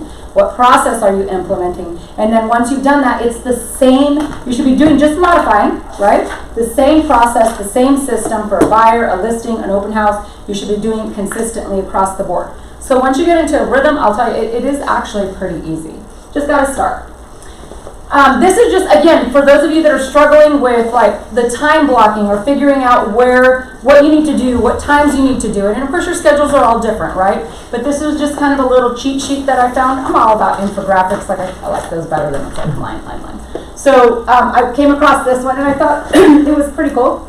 It's 8 a.m. to 8:30 lead generation prep. Contact scripts, materials ready, role play conducted, distractions, what's that? Eliminated. So that's the other thing is like, what are you doing that could distract you, right? So like in being in here, like distraction is, are you present, right? Y'all have your little phones and some are out, some are not out, like same concept. When you're getting ready to do something, you have to make sure you take away the distractions. So like for me in the office, it was constant, like I'd go in and then it was a constant question after question after question, so it became kind of a challenge. So I ended up getting a chalkboard and then I put power hour. So I told everybody, if my chalkboard is out and it says power hour, now they don't know when I started. So I could leave it up for 2 hours and they would know, depending on what time they got there, right? Because I don't put what time it started. But just kind of get that mindset that if you have people that are interrupting you, come up with a process that if you see this, you know, I'm in the zone, like, because what will happen is we'll get so many distractions that we just stop doing what we need to do, right? So then you go on to 8:30 to 11, lead generation, contacts made to the center of influence, right? Geographic farms, expired listings. So this just gives you an idea of what to do, when to do it, and then you go how to do it, right? Then 11 to noon is business servicing, return emails, text. So that's an hour where you're actually going to return calls. Now again, so is everything an emergency? No. We make it an emergency. So you have to get to the point, like we do nothing as an emergency unless it's an emergency, and they very rarely happen. Because honestly, and that's how your transactions will typically go. So you have to get into a rhythm of figuring out what is a priority and what isn't, right? What can wait so that you can get done what you need to do and then move on to the next thing. So it's really important you guys figure that out for yourself. Then lunch, see? Lunch is important. Noon to 1, right? Take your lunch time to take a break from the work, because I'll tell you, it does help, like to regroup. Now, maybe some of you do well just going gung-ho, right? But again, know your personality. For me, lunch works. Then 1 to 2, it talks about lead conversion. Follow up with potential listings and buyers. From 2 to 3, business servicing. Again, return calls. It's all just time block. Make that next section of calls. 3 to 6, listing appointments and showing property. You can time block that in. How many of you actually time block that in? Anyone else? Imagine how easier your life would be is if you time block that. And you say, when we do, like after all my appointments are in, I only show properties at certain times. And it works. I will tell you, I have never had a client be like, I'm sorry, I'm not working with you. Never. Like I've never, in 5 years that I've switched from lending, and I did it in lending to real estate. Now all of my agents that I worked with, we had a plan. Like we all respected our time. That again, you go back to respecting each other's time and really working with people that work well with you. So it's a win-win, and it worked for our clients. We were available when needed, but nothing was always catastrophic and emergency. I do that with my listings because most of my listings are like these, and I have to go up there and do it. Meaning what? I'm sorry. I mean, they're big, so I have to go up there and do them. So I put them all in a 2.5 hour block. Oh, when you have to go open the doors. When they call on showing time. Yeah. I just don't do it all the time. I just put them in a 2 hour block here, and a 2 hour block here, and a 2 hour block here. See, that works. Makes your life a lot easier. It's structure, right? You have to come up with a structure. Most people have, I mean, if you had a job, the structure would be 8 to 5 or 9 to 6, same concept. It's what you do during those times that matters. So then you're 3 to 6, right? And then 6 to that, 6 to sleep, it says. So personal family time, right? So again, this doesn't work for everybody. If that's not important to you and you want to work later in the evening because you want to do your exercising or whatever it is in the morning, you just coordinate it what works for you. This was just a little cheat sheet to help you do. And so if you followed this concept, you would be working from 8 to 6. And that doesn't work for me. I'm like maybe 9:30. Yeah. So I'm a 10 to 6 kind of girl. It just, that's how it is. And I'm not changing it unless I have to. And that's very minimal. So Up to you how you want to run your business. So this is another good one. You know, you want to attract, convert, close, and delegate. So how many of you are bad about delegating? How many of you want to control it? This says delight. Oh, delight. It does, huh? Oh, that's weird. supposed to say Delight. Sorry, no, delegate. I just changed it. Where do you read it? Up the corner. Oh, delight? Delight. Yep. Be delightful to delegate. I'm gonna change it. I am delighted in delegating, I'll tell you. So I do a lot in a day, and it's based off the fact that I let certain things go. You have to trust the people you work with. And if you can't trust the people you work with, then you probably shouldn't be working with them, right? So our transaction coordinator, we put a lot of trust in them because there's so many things, and we break it down to the T. This is you, this is me, this is you, this is me. So there is no question on who was who, right? So if you choose to use a TC, and I'll go over here in a bit how we do ours, it's all about letting go of certain things so that you can have a better quality of life, because we cannot do, I mean you can, but then you're going to do less, right? Because you can only do so much in a day. So if you're trying to do more transactions and you need to do more of this, how are you going to do all that if you're doing all of this, right? So it's a compromise. You have to figure out at what point you're going to delegate out. And you got to figure, we're at 100% commission. Can you afford $500? Do you know how much time a TC relieves us, like time-wise? A lot. Hours and hours that I then can take and lead generate for $500. Like, it's like a no-brainer. When you see what we do, I'm like, ours does a lot. So, then this one here is it just wanted to give you an idea of like Facebook. So with Facebook, because we do a lot on Facebook, and this is like where it's popular right now. So Facebook ad, do a lead form, have people opt in, create an autoresponder depending on the system. So you guys know what an autoresponder is, right? Like it'll respond once somebody registers.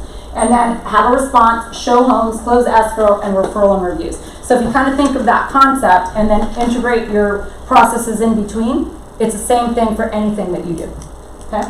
So then this was just turning over all the rocks, power and prospecting activities. This was just to give you an idea, because there's a lot of agents that I run into. It's like, I don't know what to do. What should I do? Prospecting. Just cheat sheet. And you can Google. Google is my friend. Like, I Google everything. If I can't figure it out, I'm Googling, right? Or calling somebody who I think knows. I watch videos like nobody's business. Like, it's crazy. But it's the way, the information is out there. You just have to know what you're looking for and then just go find it. It's there, and there's a lot of it. So, and be selective, right? Not everything's going to work for you. Pick what works. And then this one again is just kind of brand awareness, just to give you again an idea of what needs to be done. Sales funnel, you have brand awareness, website and visits, show your value, turn visitors into leads in marketing, and then you make a sale, memorable experience, brings you to loyalty and building your business, right? So that's the whole concept really of real estate. Then this one is about, when we talked about earlier about retargeting, it's about getting leads, having people opt in, providing them content and value, right? They'll be grateful for that. And then it's the introduction to the value partners, anything that you're introducing them to, properties, etc., creating all that, and then doing it in a way that you're emailing and then creating content and just engage until they're ready. So that's your funnels, right? Whether it's a month, 30 days, 30 days, 60 days, 90 days, a year. It's just about putting them in there, and either they're going this way or you would be going this way, to where you're retargeting. Like if you're doing social media, same concept. You're retargeting and then giving content until you get it sold. So same concept. It's just a matter of what is it that you're providing them for value, or are you just bombarding them with just stuff, right? Then you have things to do. This is another one that just gives you some more ideas on things that you can do. Here's schedule open houses for this weekend, do 5x5, circle prospecting, CMAs. Like we do a lot of different CMAs and things like that. So you'll get, on some of the systems that we use allows people to request CMAs. So come up with what your CMA looks like, what that branding looks like. So all of our stuff looks the same. We use Cloud CMA. I love Cloud CMA because it's very brandable, and we can actually do what we need to do to find our comps in MLS, and then it just exports over to Cloud CMA, and I like it because it's more brandable. RPR is great too. It's just a lot of information for the consumer. So for us, statistically, RPR, I still use it to double check things. I actually do both just to kind of see, but I like the branding and the simplicity of Cloud CMA. For me, for us. What is the second word? It's Cloud CMA. Oh, CMA. On Flex. So you can export from Flex. You have to pay for it, or it can be sponsored by vendor partners. Okay. But again, it's about branding together. So in all of our CMAs, we send out our lenders' information in the packet. Because those people may be selling and buying somewhere else, so it's all about that co-branding. Everything we do is co-branded with whoever we partner with. And I'm sorry, Jennifer. 5x5s, circle prospecting. What's the 5x5? Like, what is that stand for? You know, that I just pulled that. I don't really look at, so I would have to assume. Sorry. That's okay. So I didn't search for it, but I would assume it's 5 things that you're doing. Okay. Right? 5. I don't know if anybody else wants to go back because I thought. Because circle prospecting. I mean, are you guys familiar with circle prospecting? Yeah, like for a listing or whatever. Yeah, listing, open house, like we talked about doing it consistently now with open houses, so that, and you can get, Taylor. Yes. Can you guys do lists of information for specific areas? We sure can. Hello. So we just met with our lawyers person in Prescott this last week because we're kind of revamping how we're going to do some stuff. So we talked to her about getting us, okay, so if we were going to say, one of the subdivisions in our area is like Granville. So we said, okay, we're going to be targeting an open house there. So it's the different levels, right? Okay. So we're going to say, okay, we're going to do an open house there. Then we called our rep and we said, hey, can you get us a list of all of the numbers, whatever it is, based on the marketing piece you're going to do? And then you can say, okay, the first hour of your open house, you're going to invite all the neighbors. So you call them all and say, hey, and part of that is too, they may want to sell, right? So it's a great opportunity to have that conversation. They may have a family member or a friend that wants to move into the neighborhood, right? And then, or just to get them to like you, know you, and trust you, right? Yeah. So you can do a special like pre-1 hour thing for them, or you could just do it all together. But the list. We say the same thing, do a neighborhood exclusive, and it also gives them the courtesy of letting them know that there's going to be extra traffic in the area too. And then you guys are always there about an hour before setting up, so you might as well invite them, and then you can really target, especially if you do like slide broadcast or anything, you can return on your investment because, okay, I paid this much for slide broadcast, and yet I had 4 people from the neighborhood walk in, that's well worth my money. So just different ideas, right? And did you find what a 5x5 was? Anybody? That's all I was. I'll Google it. It came up Keller Williams and they said it couldn't find it. Oh, really? Yeah. Is it? And then there's well, and I said sort of, but I don't know if there's like 5 different, like. Yeah, there's like specific tasks or something. Yeah, so it says on a new listing or upcoming open house or a sold property, so do 5x5. Oh. Yeah, so that's interesting. And again, I pulled some of these just to give you guys ideas. I didn't look. So I apologize for that. But again, it's a breakthrough broker, so we could probably, I'm gonna reach out to Breakthrough Broker and find out what a 5x5 is, because I've actually never seen it before. And you should all sign up for Breakthrough Broker. Oh, no, Breakthrough Broker. Yeah, Breakthrough Broker. I have it at the very end. Okay, so real estate lead follow-up. This was interesting. So 80%, so here's your 80-20. Just look at it from this perspective, right? 20% of your time should be generating leads, and 80% of your time should be converting them. So that's a great way to look at things, okay? And then 5 minutes. How many of you call your people within 5 minutes when you get a call? Conversion is huge. It should be 5 minutes or less. Awesome. Less than 5 minutes. Should be, yeah, should be 5 minutes or 3 minutes or less is really good. Exactly. You know people have the attention span of less than a goldfish? That's 8 seconds or less. Seriously, look at that stat. It's nuts. Shows a little goldfish and a human. I'm like, oh really? We're getting bad. Like, so that is the other key. Like for us, is that speed to lead time is huge, because if you didn't talk to them, they're moving on to the next person. And when you get them on the phone, what are you providing them in value so that they don't move on to the next person or get off of Zillow? What are you guys doing? Anybody? Wow. Website, mobile apps. What is your value proposition? That is ours. Like, and then if I ask, okay, one of the questions. So do you guys have a script? What is the one question you should be asking? When you're in the same property. Before that. Are you working with an agent? And if they say yes, then what's your next question? Who? Well, I don't care who. Yeah, but usually you can't say have who. Have you signed an agreement with them? Right, that's what I asked. But you could say. But if you say who and they have a think time, they aren't working with them. Right. But the key is. Are they committed by signature with someone else? Exactly. Now, if they have, then what happens? You say thank you and shake their hand. And bye-bye. Call me if you need me. If something doesn't work out, I'm here to help, right? If they didn't, are they fair game or not? If they say they are working with the agent, but they haven't signed an agreement. Fair game. To convert them. To get them to work with you. Yes, you can. 100%. I'm going to take your client all day long because you didn't have them sign an agreement. You know why? Because your client should have called me to begin with. Because you didn't do your job. Because your client should not be calling you. My clients don't call their agents. Never, not one time. If they do, you still get 3%. If you can catch it, but we just don't do that. Like, my clients don't call other agents. I am the source of the source for all things. I give you an app, I give you a website, I give you everything that you could possibly need, that you have no need to call another agent. If you're driving around, you're using my mobile app to find all the properties, get prices, whatever. If you want to search, go to my website. I'm here to answer all your questions. So you got to think of it from that perspective, right? But that's your script, that's your conversion, right? So good way to look at that. So best time to call, this was interesting, 4 to 6. It said best time to call. Zero contact from agent, 55%. 55% of leads receive zero contact from the real estate agent. That's crazy.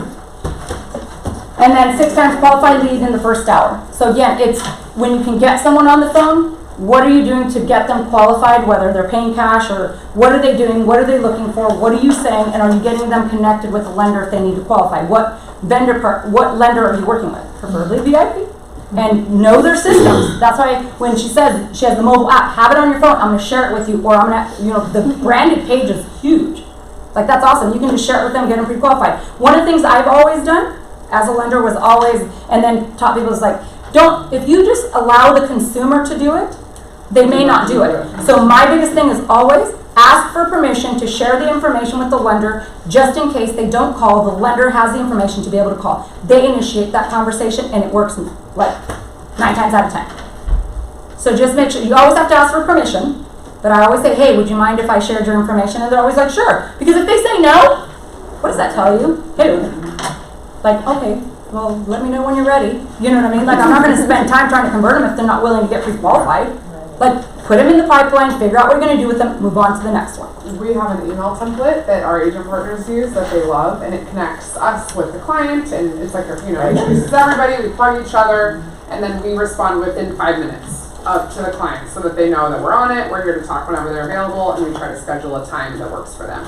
But yeah, that's the best way for conversion for sure. It works, I'm telling you, we've done it for years, and it works, because we never want to wait for the consumer to do it. They won't do it. Right. Oh, they will when they get to it. So it's easier because then it forces them to have the conversation and schedule a time. Even if they're not ready that minute, you can schedule a time. It's going to work. So we're going to go through these next ones pretty quick. This is our sheet that we use. I'm a Ben Kenny lover again. So my model when I started my team was Ben Kenny. I did all of his trainings. I liked his model. His model worked for me. I customized it to me. But he had a lot of great tools that he was using in his business that I thought were super helpful. And part of that was the 10 days of pain. Have you all heard of the 10 days of pain? So he had this on the front and the 10 days of pain were on the back. Because we do still the paper version of this if necessary. Like, I still carry them around if I have them. I have this memorized. I can write it on a sheet of paper. But the point of this is that if you get an assistant or you need to hand it over, it gives you the opportunity to do all that in one sheet. So I have one for sellers. So buyers are yellow, and it's automatic. Buyers are yellow, sellers are green. And on my team, occasionally they'll switch it to purple, and I'm like, get your yellow sheet. And then they don't know what I'm talking about. I'm like, no, it's yellow and green. Like, you have to have like a process, right? Because then, and what's the point of having colored sheets? Do you know how many times I've lost in the past, like when I didn't follow my process? I lost a listing one time because I couldn't find my sheet because I wrote it on a white piece of paper, and I had a whole bunch of pieces of paper on my desk, and I couldn't find it. And then I was like, I don't do that. Like, in the one time I broke my rhythm of how I do things, I lost a listing because I couldn't even call them back. I couldn't find the information. So by doing color codes, then you know, green is always a listing, and if you're looking for something and it gets lost, you know where to find it, right? So that's kind of the concept behind that. Besides, green is money. Listings are money. You should all focus on listings. And yellow is like melancholy, so you could have multiple things for buyers.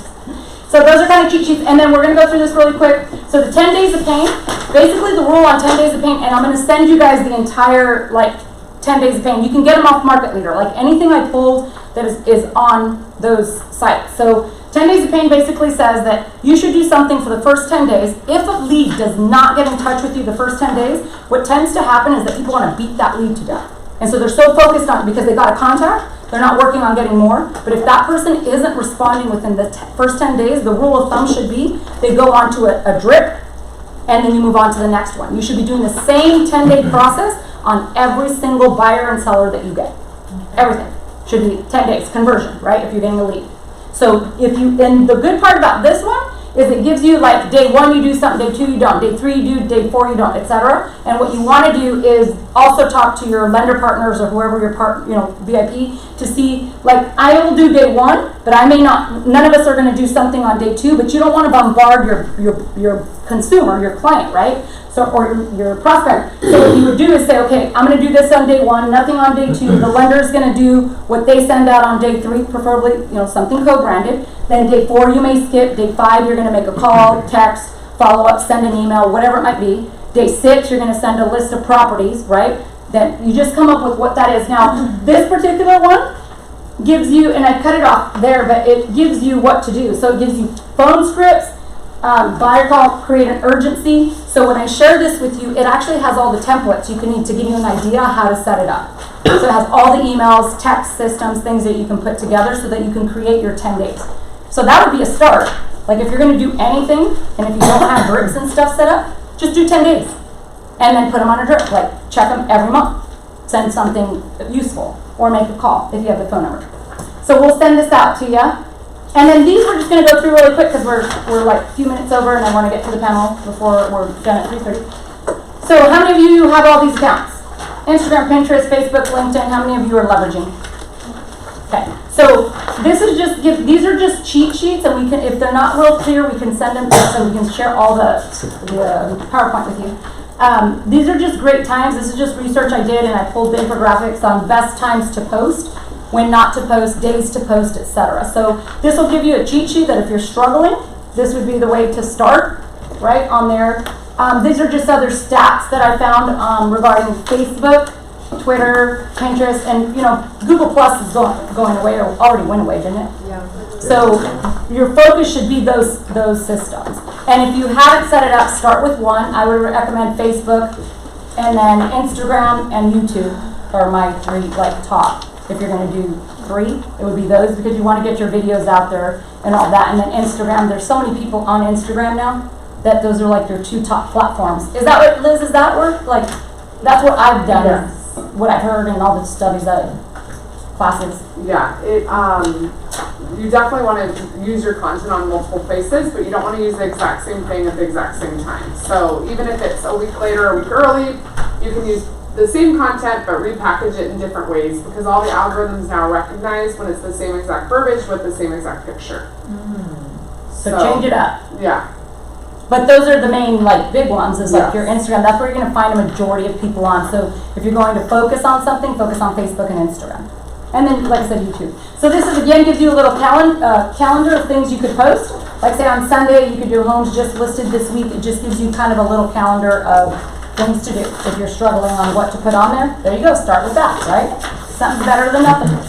And then at the top, it talks about the hot leads, new customers, repeat purchase, and then referrals. Now these are another 24 post ideas. So just again, informational if you guys choose and need something. This was kind of handy because I know I'm always I use Canva, and there's a link in the back, so it does all this for me now, and I don't have to worry about it. But for the longest time, I was like, oh my gosh, I cannot remember how big my cover photo has to be, or how big this profile picture has to be. So I found this one, and it gives you a cheat sheet of all the different sizes you need to make to be able to get it to be optimized the best on social media. So this is a great cheat sheet for that. I totally recommend Canva. I mean, I pay $10 a month, and it is well worth for the upgraded version for Canva. And I have that in the back again. So on our stuff, I'm just going to go through real quick so you guys can. The whole goal of me teaching these classes, I'll just be honest, is I want to get to know you guys and bring you value, but also we would love your referrals up in Prescott. So if you guys ever think of needing anyone up there, we would love, my team and I would love to talk with you. Again, we're about processes and systems, so I'm all about how can we streamline this. So we put together a referral business whole system for this, and so we want to make sure you're getting great service, great follow-up, quick response. There's always somebody to answer the phone, whether it's me or anyone else on the team. And then our system is actually, we have a website you can go to for just referrals. Let me see if it'll do it. But it's not showing it. I don't know why it's not doing that. Kelly was like, it should be showing it, and it doesn't. Do you know why it's not letting me get to the internet? No. You're, I think, in presentation mode on your. But even if I take it off, it's still. This is it. Stupid computer. So if I take off, There you go. Oh, you just now did it. save, so it actually, And then minimize it. see, and it leaves it up, like, and then if I close it, it closes the whole thing. So see, it's like stuck. Oh, there it goes. Wait. Oh, there it goes. Yeah. Okay, there it goes. That's my husband. That was a Christmas party like, I don't know how many years ago. There it goes. Okay, so this is our website, and I did, let's say it's a little small. And what you can do, and we can send the links out just to give you an idea of how a system, so you guys can set this up on your system, so it's all about having a process and a system, right? So on here, we have a button that is submit referrals for buyers and submit referrals for sellers. And what it does is when you click on it, it gives you you can go to a Google form, and you fill in the information, tell us how much you want for referral, your client's information, and then it actually sends you a PDF of everything you submitted. It sends us a PDF, and then we actually do the referral form for you. So we have, that way there's no like discrepancies in the information. And then in addition to, we actually started a portal, which is again for your clients. This is good even if you wanted to use it. And I have it at the back. It's called TC Workflow. And what TC Workflow does, and I'll go back to the PowerPoint, is, and again, these are things you guys can use for your own clients. So how do you correspond with your clients? How do you guys get them the information? Like, do you have a way of doing that through the process? Do any of you? It's just like go by, right? So for us, what we did is we found a system, because we're going about systems, and what this system allows us to do is it creates a portal. So it's called TC Workflow. It's a little pricey, $75 a month for us. You can add additional people for $50. But it's well worth it for us for the amount of time that we're saving. So what it does is it allows us to track all of our transaction in it. But from a referral standpoint, we can actually add you into the system, and it creates a portal for you where you can check, say you gave us 4 leads. It gives you all 4 in one portal system. You can see all the documents, you can see the conversations, you can see everything. So that's from the referral side. Now if you wanted to use it from, which we are also using it with our clients, is that you can actually do all your transaction management in it. You can email out of it, text out of it, store the documents there. You can give anyone access that needs access to those documents. So checklists, everything can be done from a transaction standpoint inside the system. So the $75 is like huge. You can invite your lenders, your title rep, everybody can have access to the system, and you can actually decide what everyone sees. So I can say, okay, if you don't want someone to see specific things, you just uncheck the box. And it's super simple system. So things like that just gives you guys an example again of implementing systems that's cut our time to be able to handle these things in a timely manner and be able to provide a different model of service. So that, I think in a nutshell, is the end. These are, again, this is just an example of what you get. The PDF, it's like front and back. This is the TC Workflow, kind of looks on the screen. That's the portal. That's kind of what the portal looks like. So if you can see, it gives you deals. I can say what contacts I even want you to see. Like if there's certain ones you don't want a client to have somebody else have access to, you can check that. And then this last one. And then the last sheets are just informational behind this agent tools section. These are just links to different systems.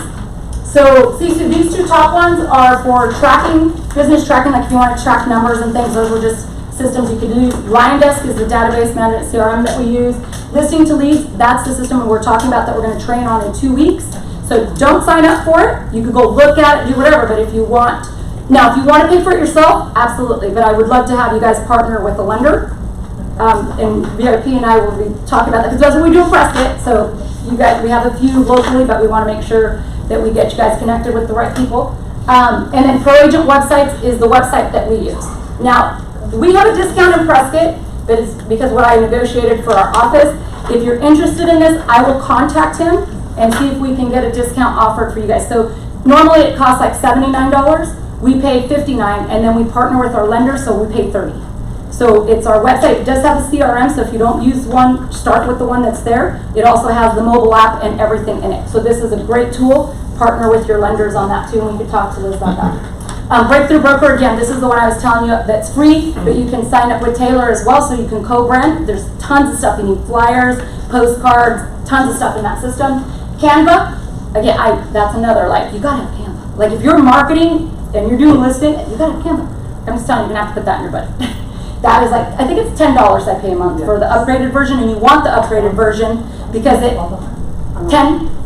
Oh, is yours 12? I thought mine was, maybe I don't know what I'm doing. But I can pay it up front for the year, I think. You can. Yeah. Okay, I'm like, I thought I paid 10. So with that, like I said, it's huge because if you're marketing on all your social media and you need to keep track of the size of the picture so you get that great, you know, organic reach, use Canva. And it's super fast. Like, I spend more time using all the other systems. This is like 2 seconds and I'm done. So again, saves you time. $10 is worth a lot of time. Then activated agent, of course, that's where we talk about branding. You know, reach out to Colby and them and talk to them about if you're struggling for branding, maybe that. They do consultations, things like that. And then TC workflow is that last one I was telling you. If you want to put a process and system for transaction management, that is the way to go. Okay? And then these, again, are just forms that I want you guys to have. This is our TC. I can email you this. She said she's willing to take on a few more people. But we all follow the same process, and I can kind of send you guys what our checklist is that our TC does. So if you want to, I will send you the number. She's on Facebook. She's an agent with MHG, of course. So I asked her if she needed more, and she said yes. So we're like, okay. And she's down here. I mean, for us, it doesn't matter. She does a great job. She doesn't have to be in our office. And then, again, this is what she follows. It's interesting because she uses the same process that we do now. So when we submit, like, I can be anywhere. And on my phone, if I have a client that calls, I just have to have the MLS number and their contact info, and I can fill out a Google sheet in 2 seconds. And be at a game, be at dinner, whatever, it takes me 2 minutes. She gets that, and then I get to go to dinner, and she does all the paperwork. I don't even write my own offers or contracts. She does it all. What's your last name? Rawson? R-A-W. That's the one? Yeah, Valerie Rawson. So we have, if you guys are interested in finding out more about the TC structure and how that works, just reach out to me, and I'll kind of go over that with you individually. And then we were thinking about doing a class on that too, like streamlining your business is huge. I'm telling you, the amount of hours we save is a lot. And again, she gets a PDF, whole same process. So we're gonna do our class real quick. So I hope that was all. I know it's a lot, like fire hose. Go back to her number. There you go, thanks. 602. No, 623. Oh, 623. 623. She must be on the west side. 203 3721. Thank you. So she's a west side Valerie person? So Rawson, east side, TC west at side? Gmail. I'm like, I don't know, we don't have that. We're small where we're at. Where are you doing the listing to leads? It's at Westgate. Yeah. Westgate and, hold on, I have it on my calendar. I can tell you what time. So we're going to do the quick panel, and I know we're kind of limited on time. We went a little over. So that way you guys have any questions. So this is going to be on lead generation. So it's going to be like converting lead gen and how to use that system to generate leads. It's huge. If you guys are needing leads, it is the way to go. Yeah. So that would be the 21st. So that's a Thursday, right? So November 21st. 21st. I have from 12 to 1:30. But we'll send you guys something else. That's why I wanted to make sure you all had signed up or everybody signed in, right? Yes. Okay. I don't know, I've never been there. It's right by the Cardinal Stadium, like attached in the same buildings. Oh, over off of the 101. Yes. So 101 and like Olive-ish, I think, right? Bethany Home? Yeah, something like that. 21st. Yeah. It's Thursday. Yes, yeah, it's about a 40-minute drive from here. It's Thursday the 21st. And like I said, it's only for an hour and a half. That's going to be, so we're not going to go full depth. Like, I'm just going to go overall what that program is. And then if we need a workshop, we will do a workshop, but it will be with whatever lender we're going to work with. So that's kind of how and then the lenders are going to help you like build that up, because it's all about like that co-branding, co-partnering, figuring out how you're going to convert that lead together. Like that is like the most important on that system. So thank you, ladies. Thank you. All right. Any questions? Throw them at us. Come on up, Chuck. Come up here. Oh, there's raffle. We're not talking about. I've heard that since I was a kid. Poor Chuck. She said it, not me.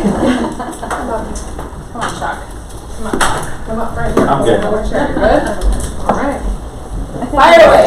On the, Yeah, that's gotta be on the home warranty, Yes. what did you say the super cost? You guys could do the next one. Did you say super, is that what you were saying?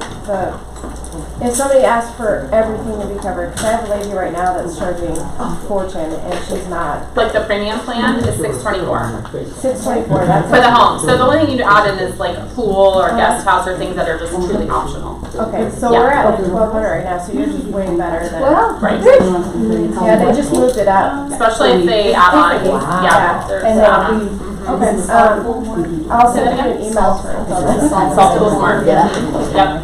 Oh, yeah. But you can just cover the main components of the pool and not cover, a lot of people will just opt to cover just the pump and the filter and all that, and then opt to salt cell. Yeah. I think mine just charges for even though I Oh, already replaced really? the salt, they're like, oh, it's a salt, we have to charge more. Yeah, we want to do that.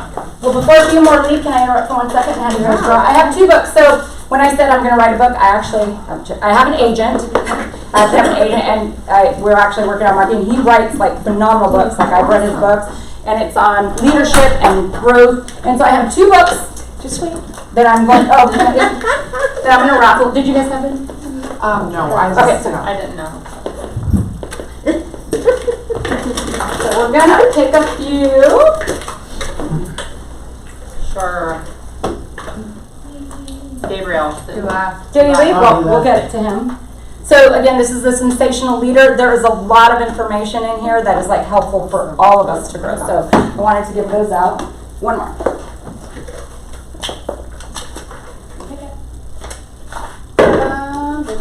Shannon Stewart or something. Stewart? Ah, there we go. Sneak by you. Thank you. Now let us know as you read it. Okay. What you think? Would love the feedback. Okay, sorry, no. Right now. What was your question? On the home warranty, so you're saying the seller, so we have a listing, we can get the free seller's coverage for them. And then if the roof leaks during that, or is it just the appliances that's So covered? roof is not covered under home warranty. Okay. So we don't opt to cover it because roof leak coverage is very limited anyways. It's usually like a $500 limit. Yep, and it's really, home warranties are meant to cover things that are properly maintained, and no one maintains their roof. Alright. So what happens is we go out, there's a leak, and then it's just denied, and then you're mad, the homeowner's mad, everyone's mad. So we just opt to not cover the roof. Okay, let's say the garage door breaks or Yeah, something. yeah. Then it's covered, and then the worst thing that they have to pay for would be, hey, now you have to buy the policy. Right. But then that policy can now be transferred to the new owner. No, so Yeah. you're combining 2 different things. So if they're buying a policy for the new buyer, if the new, I mean, how to word that? If the policy is being purchased and transferred to the buyer, then that's covering the seller's period. Do you know what I mean? You're not having to do both. Okay. So my example would be, let's say we had a repair, and then the offer comes in and they want another home warranty company and they're not willing to be flexible on that. Then your seller would have to pay for our warranty, and then they'd be paying for the warranty for what other company it was too, for the buyer. unless it was a cheaper repair. Yeah, unless it was an $80 repair, then we're just going to charge the seller $80. Okay. Does that make sense? So it's Yes. the lesser of the. It's the lesser of the two. But the seller has the option to say, hey, I've already bought this, I'm going to give it to you at no Yeah. Yeah, cost. totally. I mean, if Why would you want another one? Okay. Exactly, Yeah. and that's why I say if there have been repairs done, especially significant repairs, most agents are going to counter and just say we're paying for this. This is the only one we're paying for. So we had a situation where the seller offered that, but because they had a claim on it, it limited what they could do in the future, and then it expires in a specific amount of time, so it's not like a full year. No, ours is a full year. It So starts it when the starts- buyer closes. Okay, Yeah. so that's Yeah. important, like huge, because some companies don't do that. Oh yeah, then they can renew. Yep. And there's no limit then, like No, it just it's is $10,000 limit for the free seller's coverage, but that's pretty significant. But it doesn't impact anything on the No. buyer side? Nope. Okay. So we had one in Prescott that was like, yeah, they're not covering it because they had already had a claim on it before. I'm like, really? It's actually Like, beneficial. where's that? That's why it's kind of funny how with some of the other home warranty companies, the traditional ones, I would just say traditional because they're not all the same. I mean, everybody's different. But, you know, they'll come up for renewal and they'll either give them a huge renewal because of all these claims they've had, or they'll just cancel them. And I'm like, it makes no sense because you've got all this new stuff. Yeah. Why would you not want to keep a policy that you've already spent all this money on these things for the home? It doesn't make any sense. It's kind of weird, but Now, can you do Prescott? we don't. I know, but that's our problem. I know. Nobody wants to come up. I know, it's because we can't get contractors. Yeah, and it's tough for us because we're like, yeah, They're just more like, I mean, they need to respond quickly, right? Because if they don't, then it just doesn't work. Because there's people get upset if it takes us 4 days to find a contractor because nobody wants, you know, whatever options out there. Does it depend on the size of the house with you guys, or? Not right now, no. Mm-mm. Okay. Our plans are going to be changing in a couple months, but it's going to be a good thing. Our premium plan is going to be like brand for brand appliance replacement. So if they have Sub-Zeros, they're going to replace with a Sub-Zero. We're going to have some really cool stuff. So. Okay. I think lawyers used to have a discount code for Lion Desk too. That's They how it might set still up. do. Yes and no. Okay. It's kind of changed. So we can, if you direct business our way, we can sponsor your account, but it's for a limited time to ensure that the business continues in our way now. But there is no specific discount code. And they did increase their prices a bit, but it's still well worth it. It is one of the most extensive, like, there, you can text out of it, email out of it, video text out of it. So that's you're texting. That's where you're doing your texting, auto respond and stuff is through for the drips and all that, yes, on the everyday like follow up. But for our listings and things like that, it's through Pro Agent website. Because that's an extra like 20, right, through their website to do that. Yeah, that's what I'm saying. For us in Prescott, that's the discount we had. So I'm going to see if I can get it. We didn't benefit at all. It was just like if agents are going to sign up and we're going to have that many. Like, I want you to offer my people a discount. Right. And he's like, okay. Well, I just had no reason not to ask, so. I use Pro Agent, and my thing is, does it make sense to add on Lion's Desk or not? Oh, absolutely. So all of our systems connect. Pro Agent does charge more for the text feature. Pro Agent. Per month. Well, but it's still because if you get it, if I can get you the discount, it has to be premium. It doesn't, but it's worth it because the texting feature is really for the listings. It's not for the texting in the system. For your CRM. Yes, so it's totally on different. Pro Agent. Yes, totally different. Because they do have one on their CRM Yes. too.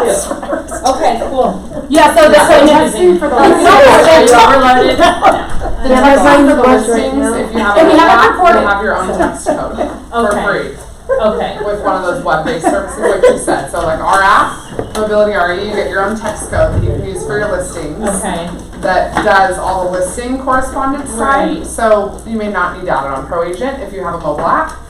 But she's right, like for actual follow-up, Lion Desk is great. It's better. Yeah. And so then we look at lead capture. So that's the conversation you want to have. Like, the reason we use all of those systems is because if you're just putting information to put, now you're going to pay an expense for like, if you want to just like market, you'll have certain things that you're just going to put out that it's going to be tough to source and try to figure out your return on investment on that. Right. But everything you guys should be doing should lead capture as much as possible. So when I use those three systems, every single thing, my virtual tours, my list, every single thing we put out lead captures. Awesome. Because you want to get those amounts. It has to be. You guys got any questions for me, you can call me. Okay, because he's I got just it. checked the freeway and Okay, I'm thank gonna be you. late. Thank you. Thanks guys, it was a pleasure. Bye. So, like, and then the other part of it is the manual entry, right? So the reason we do that is because Pro Agent website CRM isn't as extensive, but all of those systems talk to each other. And then listing to leads, and if we get into like idea, like how much they integrate, like before they used to just put a name and a phone number, and now they have a direct IP, and so it'll actually like put all of the information in. Like we don't do any data entry. Anytime something comes through, it automatically goes to the CRM and it triggers. We do nothing. And I say nothing, but we've set it up to where it's completely streamlined. That's really what I need. And that's through Lion Desk? So you start with your Pro Agent website. Yeah, I have that. Okay, website mobile app. Then from there, it connects to the CRM, which is your database, which is Lion Desk. The Lion Desk CRM. Then listing to leads. So you look at a funnel. So you got to look at it as like trickling. So it's like all of your market. That's what I say your funnel. So even our Facebook, anything that we lead generate from, goes to Lion Desk. And then from there, it triggers out whether it's my Facebook ads, my listing to leads, my Pro Agent website, like my landing page. Every single thing trickles down. And if you have a team, then it round robins. Okay. So there's like once you set it up, it's super streamlined. Right. But again, it's like what do you want to do? So what you want to do is visit with all of your vendor partners, like your breakthrough broker, right? You can do that. Yep. Of course, your home warranty. I mean, you guys can partner all kinds of ways. VIP, you'd look at what they have to offer to see how you can leverage all of those systems, right? Because it just depends, like the relation. And again, for me, everybody's going to work differently. So some of their tools may work, may not work for you, but it's about that reciprocation, right? We're not forcing anyone to go there, but we're all getting the opportunity to earn the business, is how I look at it. And we don't have individual classes on all of that, as we're kind of, so Westgate's going to be like one you guys don't want to miss. Yeah. And then from there, we'll break them down and partner, and we'll bring different people in.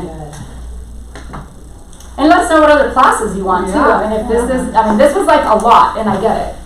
And it is recorded, So if you've got to go back and look at some of the things we talked about, and of course, reach out to any of us. I mean, that's the whole point of this, is that we want you all to be successful. I mean, that's what MG is about, collaboration. Yeah, Cromford.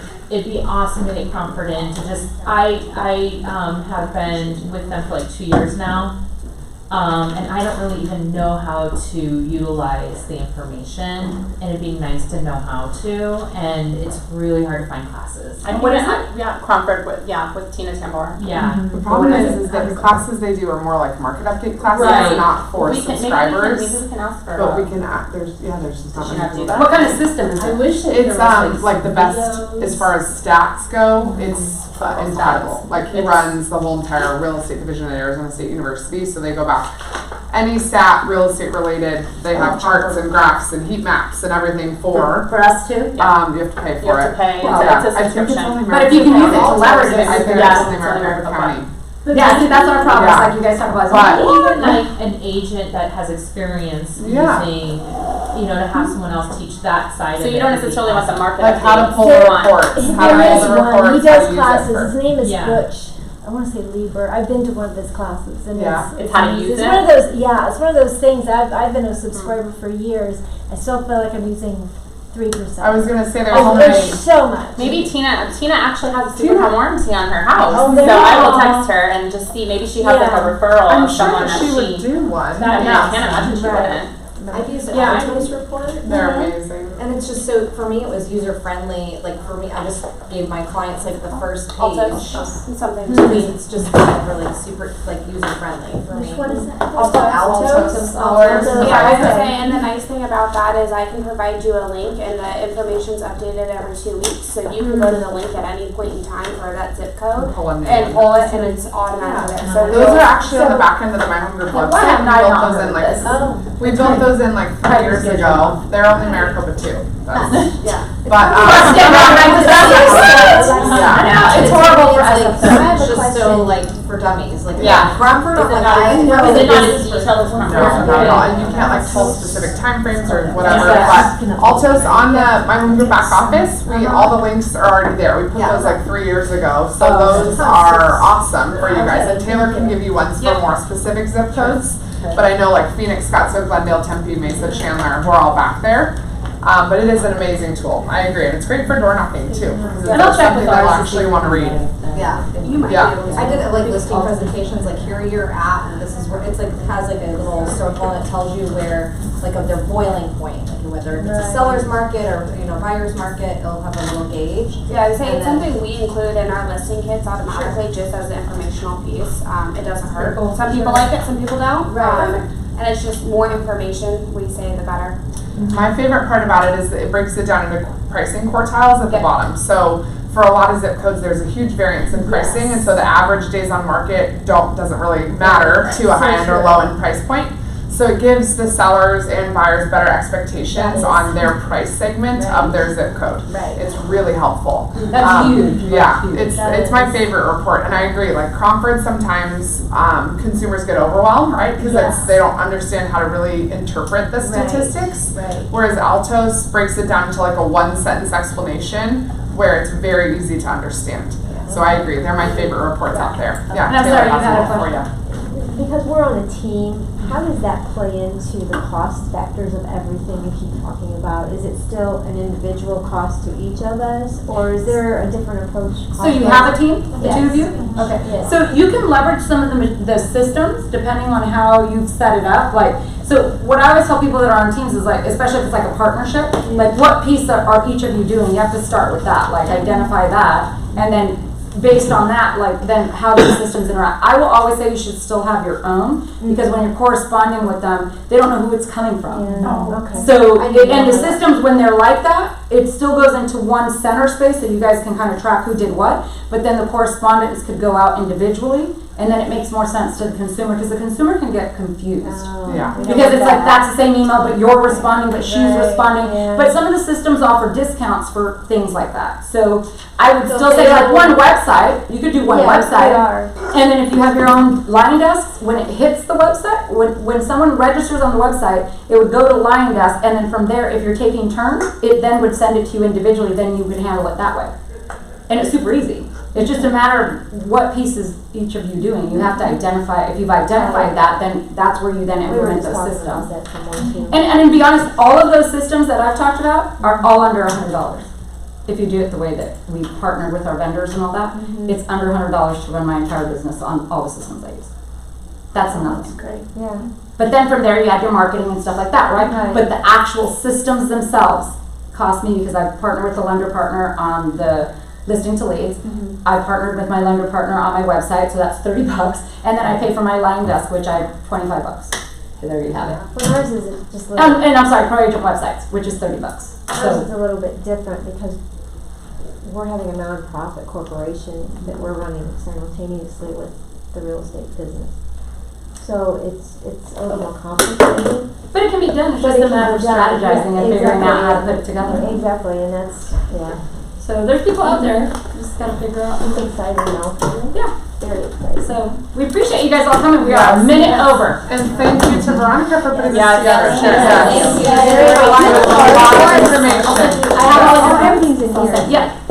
Yeah, all my information's in the book. And I'm gonna reach out to you to make sure you guys get all the information that we had today. And so we'll, I know. and what's it done, all the numbers in the packet. And anything with me, extra classes. At this office or? I don't know, I'm gonna do this office. so this will be